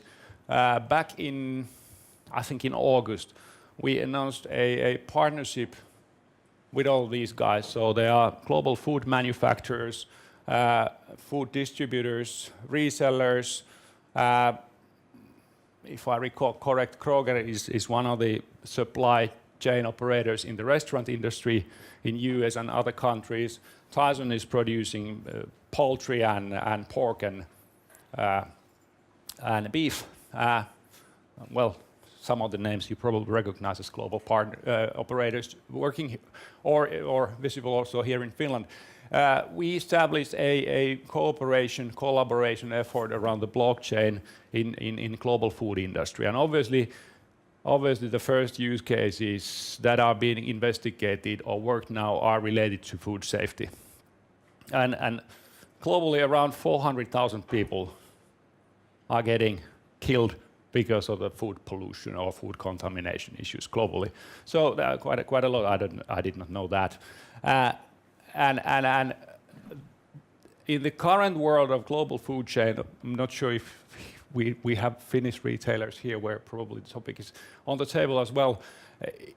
In many cases, it takes at least weeks to backtrace the origin of the contamination when we are dealing with the global food supply chain. And thinking about the problem there, obviously there is a high risk of cross-contamination. There is a massive financial impact in pullbacks of the goods because of the fact we really cannot pinpoint where the issue is, so we have to be sure.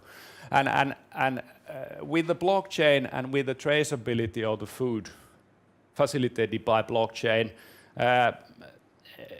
the working hypothesis is we can get in the traceability, we can get to the hours or a day or two instead of weeks.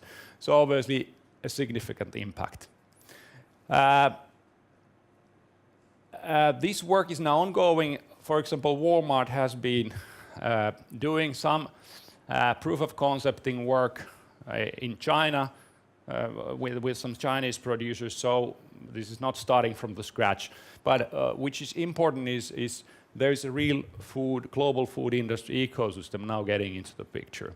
And I think one of the things what makes blockchain a little bit different and difficult as a digitalization concept within any industry is the fact that in order to make this work, it requires several parties.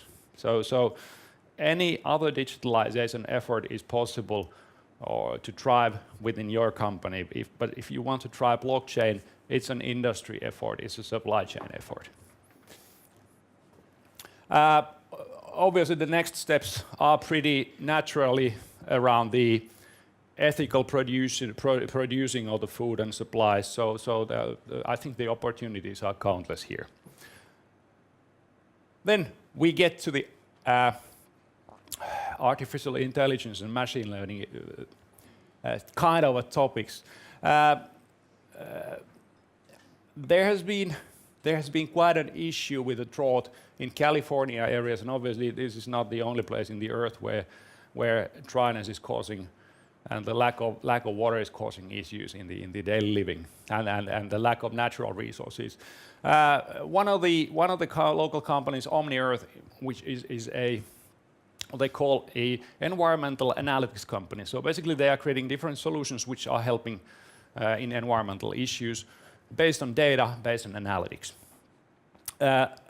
Omni Earth is utilizing IBM Watson, which is our AI. And specifically Watson visual recognition. And the idea here is to use the satellite images, use the aerial images, and do the analysis pixel by pixel, detecting water leakage, detecting potential overwatering situation. Now, obviously, when the water resources, natural water resources are scarce, also the watering type of activities are regulated. And the beauty of this is it's based on machine learning. So obviously we might have false positives in a way that, okay, there was a green rooftop, which is then causing the visual recognition to identify this as an overwatering situation because of the greenness. And while we are feeding back this false positive into the system, it will learn. So going forward, it probably starts to learn how to identify green rooftops and separate that from the green grass or forests and claim that as an overwatering or lead situation.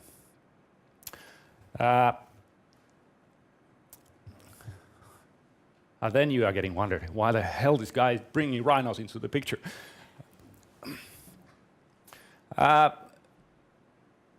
We were looking at, in the beginning of this event, we were looking at the global sustainability themes and goals, and preservation of sort of land life was one of those. This is a good example here, but there's also a linkage to the Finnish businesses because of the fact this is a great analytics example. We are partnering with South African telecom operator MTN, and they have already had a solution what they call connected wildlife solution. And obviously, if you're thinking about Finland and the way we are tracking wolves and other large predators, it's not a new concept in a way that we are putting the sensors into the animals and then we can track them. So nothing new as such. What is different in this situation is there are approximately 1,200 rhinos killed every year by the poachers in South Africa. So in order to preserve these guys, this is quite a problem. And that's where the Wageningen University comes into the picture. A Netherlands university where one department is specialized on animal behavioral sciences. And in order to save the rhinos from the poaching, it's not really feasible to put the sensor to the rhinos because at some point we see that it's not moving anymore, so probably there was a poacher who killed the rhino. Instead, censoring the zebras, censoring the antelopes was interesting because of the fact these animals behave differently when they face lion or some other predator versus when they face people. So Wageningen University developed an algorithm which was able to detect that, okay, now the herd of zebras is moving that way, they are escaping that way. There is an unauthorized person in the park. And then they could alert, the system can alert the park rangers to go after the poachers. Pretty neat example, and even though we don't have rhinos and we don't have really such endangered species in Finland that we could solve with this kind of a solution, it's actually a linkage to the Finnish business and linkage to the analytics is if you are doing a big data exercise, if you want to find any phenomenon within your business by applying analytics, it's often necessary to take a look at the surroundings instead of the actual target. And this is where we typically see happening in the big data exercises. We take large amounts of data without really seeing as a humans that there might be a correlation. When we do a big data and machine learning exercise based on the advanced analytics, we actually find that these random phenomena on the other side of the building might have an impact on this specific thing. One example from US is as part of our weather company business, we did a demand analysis for one of the retailers. And obviously, also in Finland, it's a fact that if there's a sunny day, you probably sell more ice cream. But they found out that if there's a rain in the forecast, they are selling more indoor paint. So the relations, the the consequences of different phenomena on different data is not necessarily too obvious.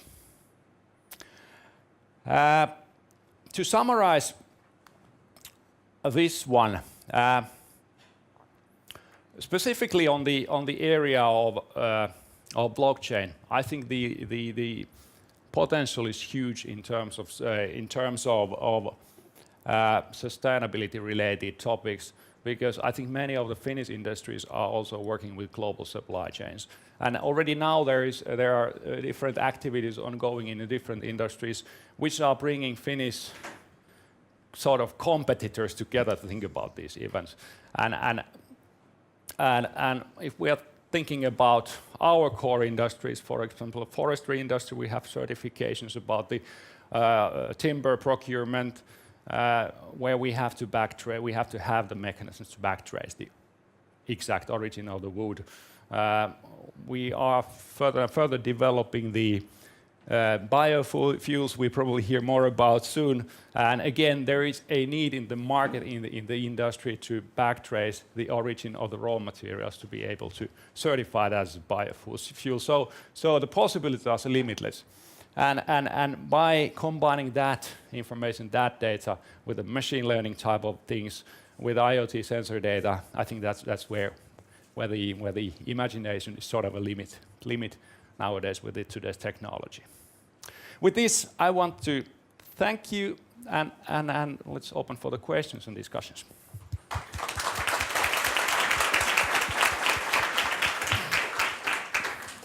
Thank you so much. Very interesting, I would say. Questions for Jarkko?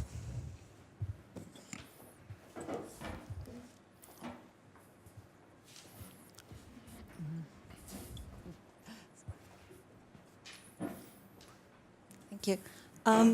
I've been tweeting about this throughout your presentation. Whilst blockchain is very interesting, has a lot of potential, one of the issues with it is that it's a massive, it has massive energy consumption surrounding it. It's really not an energy efficient way of doing things. And I was just reading that 1 Bitcoin can consume as much energy as 1 house for a month. So this clearly is not sustainable. Yeah. So when we're talking about the use of blockchain for the Sustainable Development Goals, for example, this is something we really need to take into account. And I would like to hear your thoughts on that. Thank you. That was actually a good question, because for the sake of time, I did not really make a difference between different blockchains and Bitcoin. And as probably many of you know, the blockchain technology is originating from Bitcoin. So smart Chinese guy brought up a bunch of algorithms which were used to mine digital currency, and Bitcoin is still there to mine the currency, as well as there are some emerging digital currency mechanisms which are more to business use. Important to understand is the energy consumption and the high power required for blockchain is not because of the blockchain. It's because of the way Bitcoin was business logic-wise constructed. When we are dealing about business-to-business situations and leveraging blockchain technologies in securing the authenticity provenance of the transaction, I think then we are not talking about digital currency, but more like business-to-business mechanism like Hyperledger, which we are standing for. So Hyperledger is one of the open source communities developing the business-to-business permission blockchain, where basically we decide who are partnering in the blockchain. You know, in Bitcoin, every computer in the world can basically be part of that blockchain.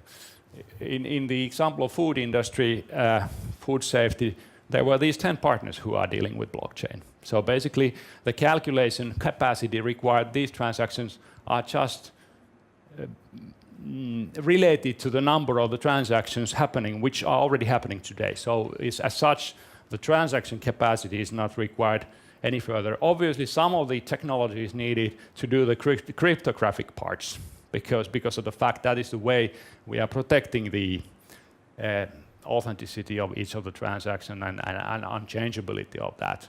But I think the energy consumption, you're absolutely right, is the problem with Bitcoin. It is not really applicable to Hyperledger or Ethereum, which is one of the commercial blockchain adopted pretty well in the finance industry and so on. So maybe that's conceptually a bit different. Yes, we have one more question. Thank you very much. I'm Helga Julkunen from WWF. First, to correct, we have also endangered species in Finland, Saimaannorppa, for instance. But so anyway, thank you for very, very interesting presentation. We just had the Green Office network meeting in Helsinki this week, and we had also talked about similar topics there. And based on that talk there, the question was raised: are the software companies like IBM and so on who make these wonderful solutions for us, are they concerned about the energy consumption? And can you see, are you optimistic with the future that the solutions will be available and practices will be available? And is the wish there to make it energy efficient? Yeah, I think absolutely. Well, I can obviously talk about IBM point of view instead of the whole industry, but thinking about the IBM, our core business in software business or in solution business is to make you, our clients, our partners better. And obviously optimization of the energy consumptions is one of the key elements in making companies to operate more efficiently. We are not only about the software company, we are also a services company. We are running, I think, 150 data centers globally, so we are obviously ourselves quite a heavy energy consumer.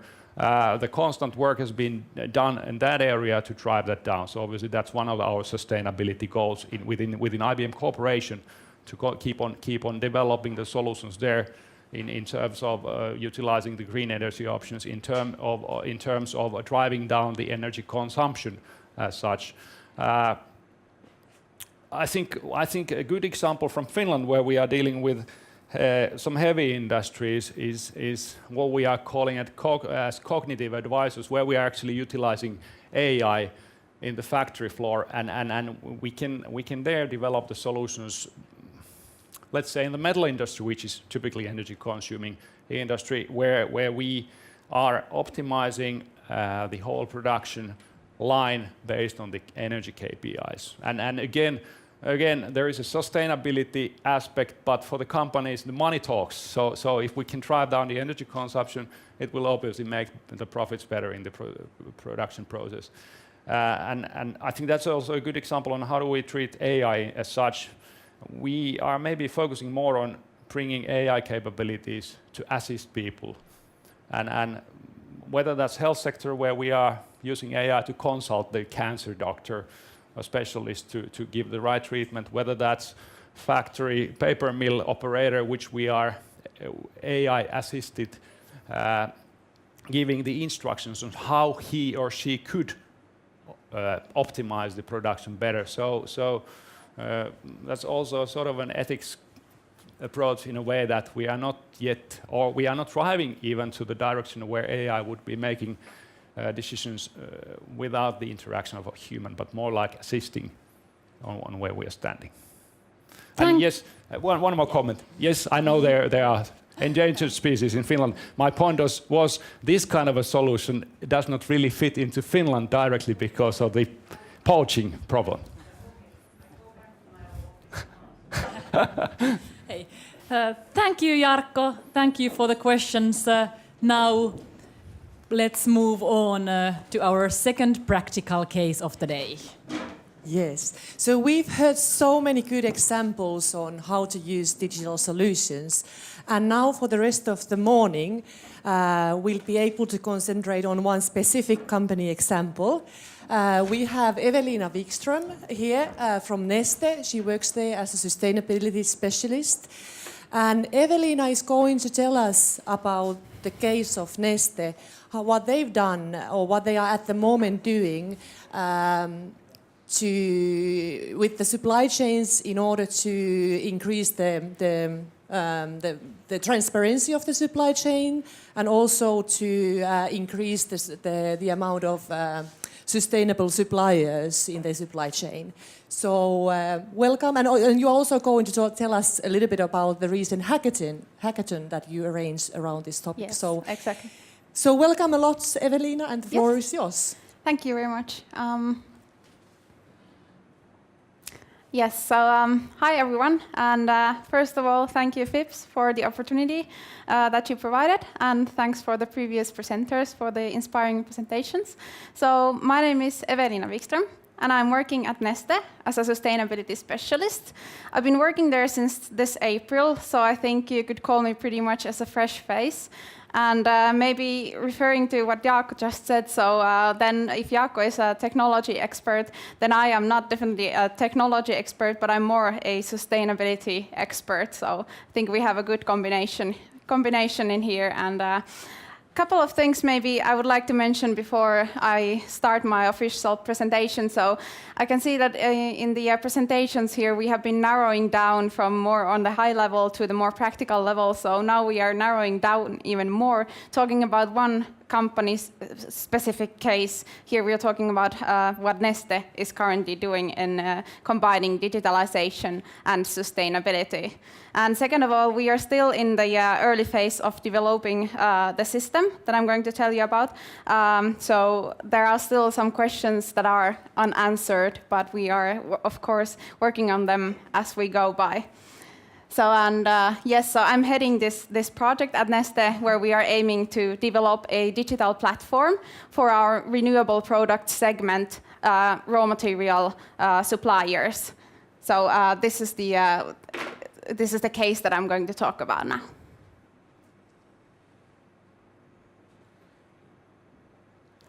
Yes, so a bit of a background to start with. So I'm not going to go deeply into facts and figures, but what I would like to highlight here is the renewables bar there and the change that has happened. And I think that my key message here is that this is how transformation looks like. So we have been able to get on a really good growth track within the renewable product segment, and we're hoping to continue the success story as we go by. And we are really aiming to get on the phase where we are controlling the global waste and residue feedstock streams in order to facilitate a truly global and scalable growth in the renewable product segment at Neste. And then telling a bit more background on how we ended up kicking off such a project where we are aiming to build this digital platform for the renewable products suppliers. So some of the questions we were thinking about internally. So first of all, if we want to grow in the renewable product segment, we will definitely need to have more raw material suppliers. We need more volumes, more suppliers. And this made us to think, how can we increase the efficiency of the onboarding of the new suppliers? So how to get new suppliers in a way that we ensure that they meet the quality requirements as well as the sustainability requirements that we have. So that was one thing that we were thinking about. Second of all, as this business area for us is still a developing one, quite a new one, we realized that many of the processes we have related to the suppliers are rather manual. So we started to think, how large of a pool of suppliers can we actually handle this manual way? And one really interesting question or statement that we were thinking about internally was that, okay, if we are now having 10 employees to handle approximately 100 suppliers, are we going to have 100 employees for 1,000 suppliers if we continue like this? So that was one thing that really kind of woke me at least up. Third of all, we can see, if we look into the future, we can see that the supply base is going to consist of even smaller suppliers and smaller volumes. So instead of huge vessels, we might have these truck deliveries, for instance, so going smaller and smaller. So that made us to think, how can we ensure that we have the visibility and control over a supply base that is more and more scattered all the time? Then lastly, also when the number of suppliers is growing, we really need to think how can we effectively monitor these suppliers, the risk that is related to them and their performance within sustainability era. And this maybe made us to think also what kind of opportunities could it provide to us if we started to gather data in a more centralized way, because currently the data that we have on suppliers is scattered around different documents, different emails, under different persons, different folders. So what kind of benefits could we actually have if we had this data in one place and we could utilize it for real? So this is kind of the framework for the project.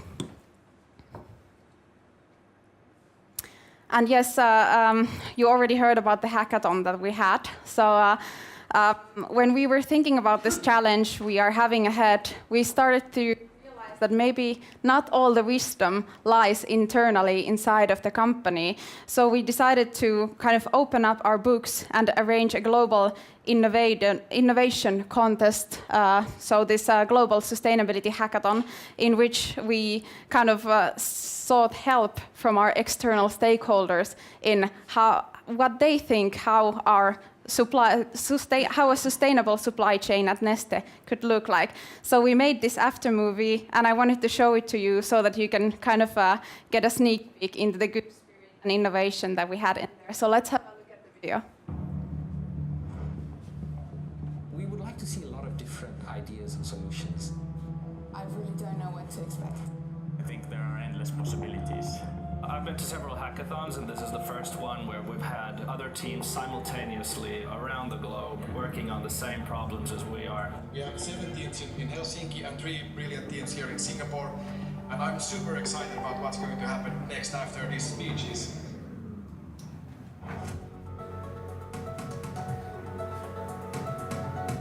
The next 24 hours, what we expect is achieve some sort of societal impact with our idea, or maybe witness another team's awesome idea that's going to have an actual change in the world we live in. I guess we have to work hard in how to make our idea getting better. Every mentor is giving you different kind of information, some information that we haven't considered. So the idea has been evolving and changing dramatically. We are very much looking forward to the night and also to the session tomorrow morning.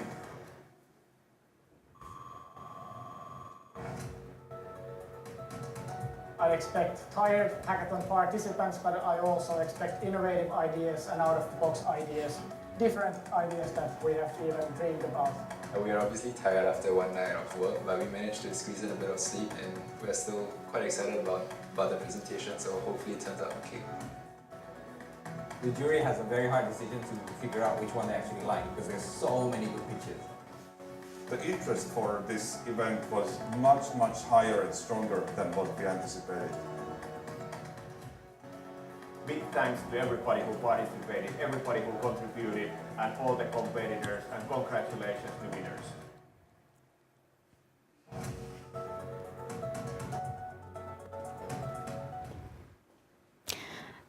Yes, so I can tell you it was a really intense 24 hours, but it was really exciting 24 hours. It was one of the most interesting projects or events I've ever been to. So hopefully you could catch some of that spirit in the video.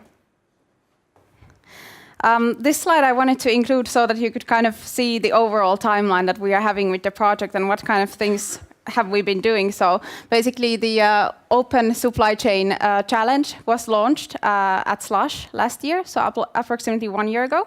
We had this hackathon in Helsinki and Singapore this May. And now we have actually contracted one of the hackathon teams to work on a demo version of the system with us. So we are currently building that. And as soon as it's ready, the expected date is end of this month, actually. So we are gonna meet up with some of internal but also external stakeholders. So for instance, our suppliers, to show the demo, to show how our plan looks like for building the system, to see what they think of it and how could this system actually provide more added value to these parties as well.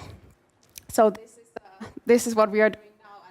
We are having the aim of having this so-called supplier sustainability portal in use by the end of next year. So this is a really rough timeline that we are having. And then what kind of a system are we actually talking about? So this is just one layout example of how it could look like. So basically, a supplier could have a profile. We could have their features such as a collection of sustainability-related information, which we are now pretty much collecting on the onboarding phase of new supplier coming in. We could see the supplier supply chain that they put into the system via map function. We could have all the delivery forms in the system, which could help us to link the operational side together with sustainability even more integrated as it is nowadays. We could manage audits in there, and most importantly, we would be able to provide guidance and support suppliers how to submit the right information to Nested that we need in terms of ensuring quality and sustainability, and how can we guide the supplier to become even better in sustainability. So you can see those funny stars in there. So basically how to gather more stars into your profile and how to perform better. So this is really just one layout example that I wanted to show to you so that you can get a glimpse on what kind of things could be in there. And then with this one, I want to highlight that we are really thinking about a solution that could support the suppliers on a different stages in their journey with us. So we're really looking into building this kind of a pool of potential or prospect suppliers that could help us to understand the market better, but also would help us to inform these suppliers about Neste as a company and our requirements already before the relationship that we have. Half a minute, oh my goodness. I thought that was half a minute, and I was like, oh my goodness. Okay, no worries. I thought that I had totally miscalculated the time. Yeah, but anyway, but also in the prospect phase, we would like to kind of have the opportunity to identify those suppliers that maybe do not yet meet the requirements that we have, but we could help those suppliers to meet the requirements that we have, and this way they could become our suppliers one day. And during the onboarding phase, I think one thing that I would like to highlight here is the sustainability review or due diligence that we are now currently doing for the suppliers that are onboarding with us. So with digitalized solution, we could, for instance, tailor these question sets per supplier based on, for instance, the country or feedstock specific risk that is linked to this specific supplier, and this way we could get more relevant information while we actually get less information. So that is one very interesting opportunity within this system.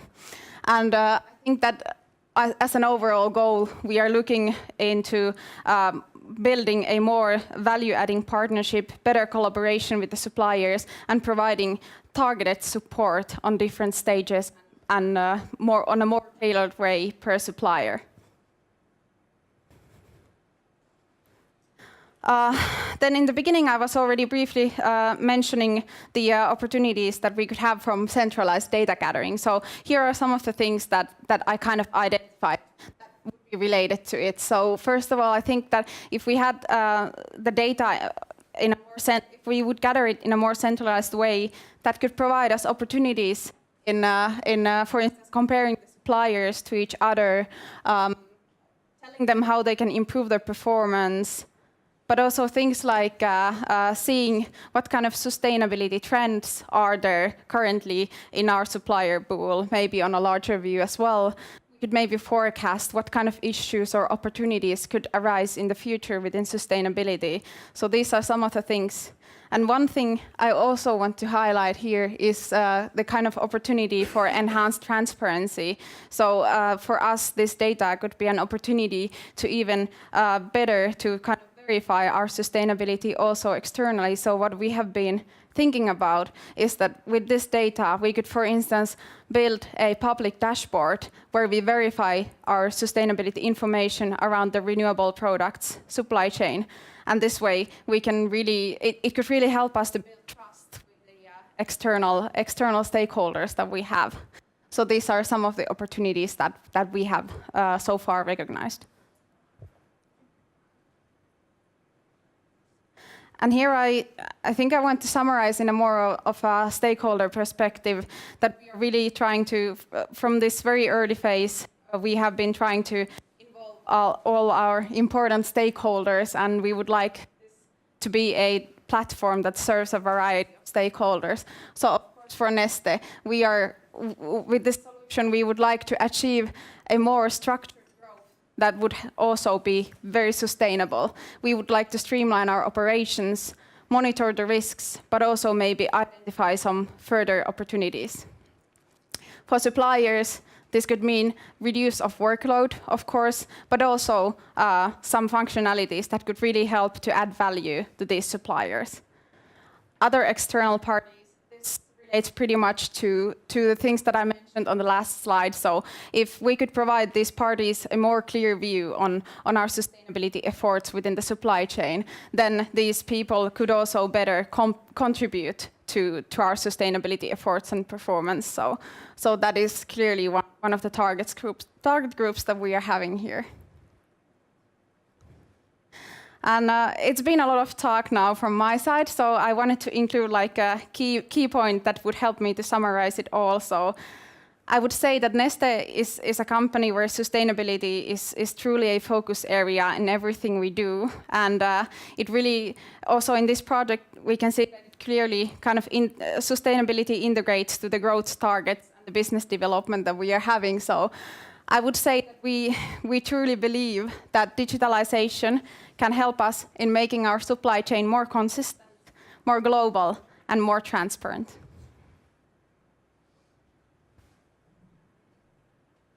And then I know that these materials will be distributed to you afterwards of this presentation. So I included here some articles and then also the Hackathon After movie that I showed to you. The latest article was actually launched this Monday, so it's pretty up-to-date information. So in case you're interested, please go and have a look. And lastly, thank you so much for having me here. It was a pleasure telling about this project. And if you're interested, you can also follow my Twitter, where I will be posting about the progress that we're having on a regular basis. So thank you very much.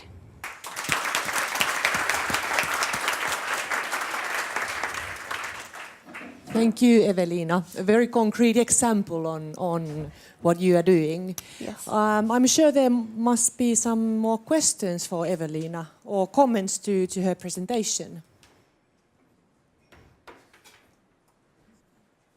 Thank you. My name is Niina Mikolaniemi. I also work for Child Rights NGO Plan here in Finland. Thanks very much for sharing so openly about the process, and that's at an early stage. It's very nice and very refreshing to sort of start following your process. I actually wanted to ask a question about transparency, which you mentioned.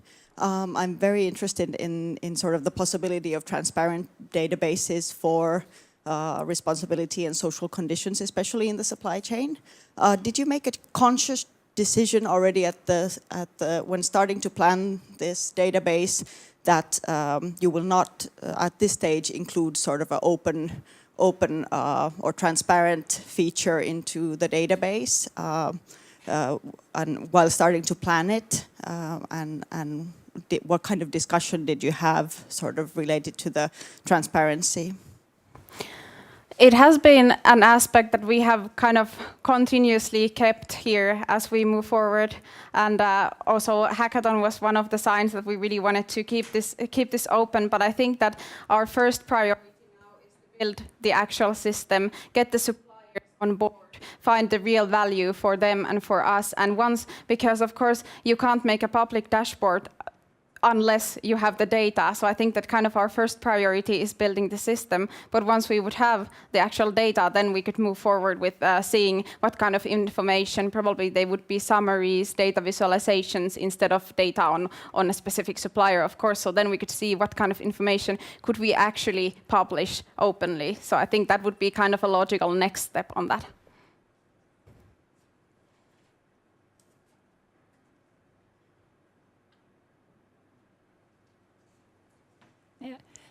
I have my own mic. Yeah. I was wondering, how are you going to then are you planning to like open the platform or also like other players? Like, how can since some of your like many of your suppliers also are selling to other companies? So are you planning to use like industry-wide initiative, or could it become something? At this point, it would be more like tailor-made to Neste. So, of course, there are already platforms on the market for instance, for the sustainability reviews and sustainability due diligences. So there are actually a couple of solutions in the market, and some of them are these kind of solutions that would be used like across even industries. So where a supplier goes in, fills in the data, and then several buyers are using that data. But at this phase, we are talking about a really tailor-made solution for Neste. So at least at this point, we are not at least actively planning on making something that could have a wider use. But of course, why not? If we would see that the things that we build are also relevant for others, that could be one opportunity. Why not?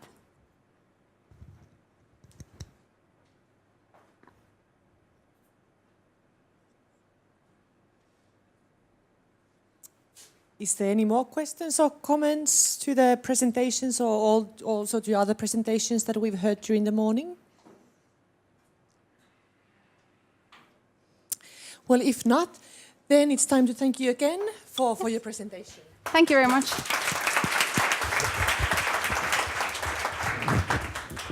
And we've come to the end of the program of today.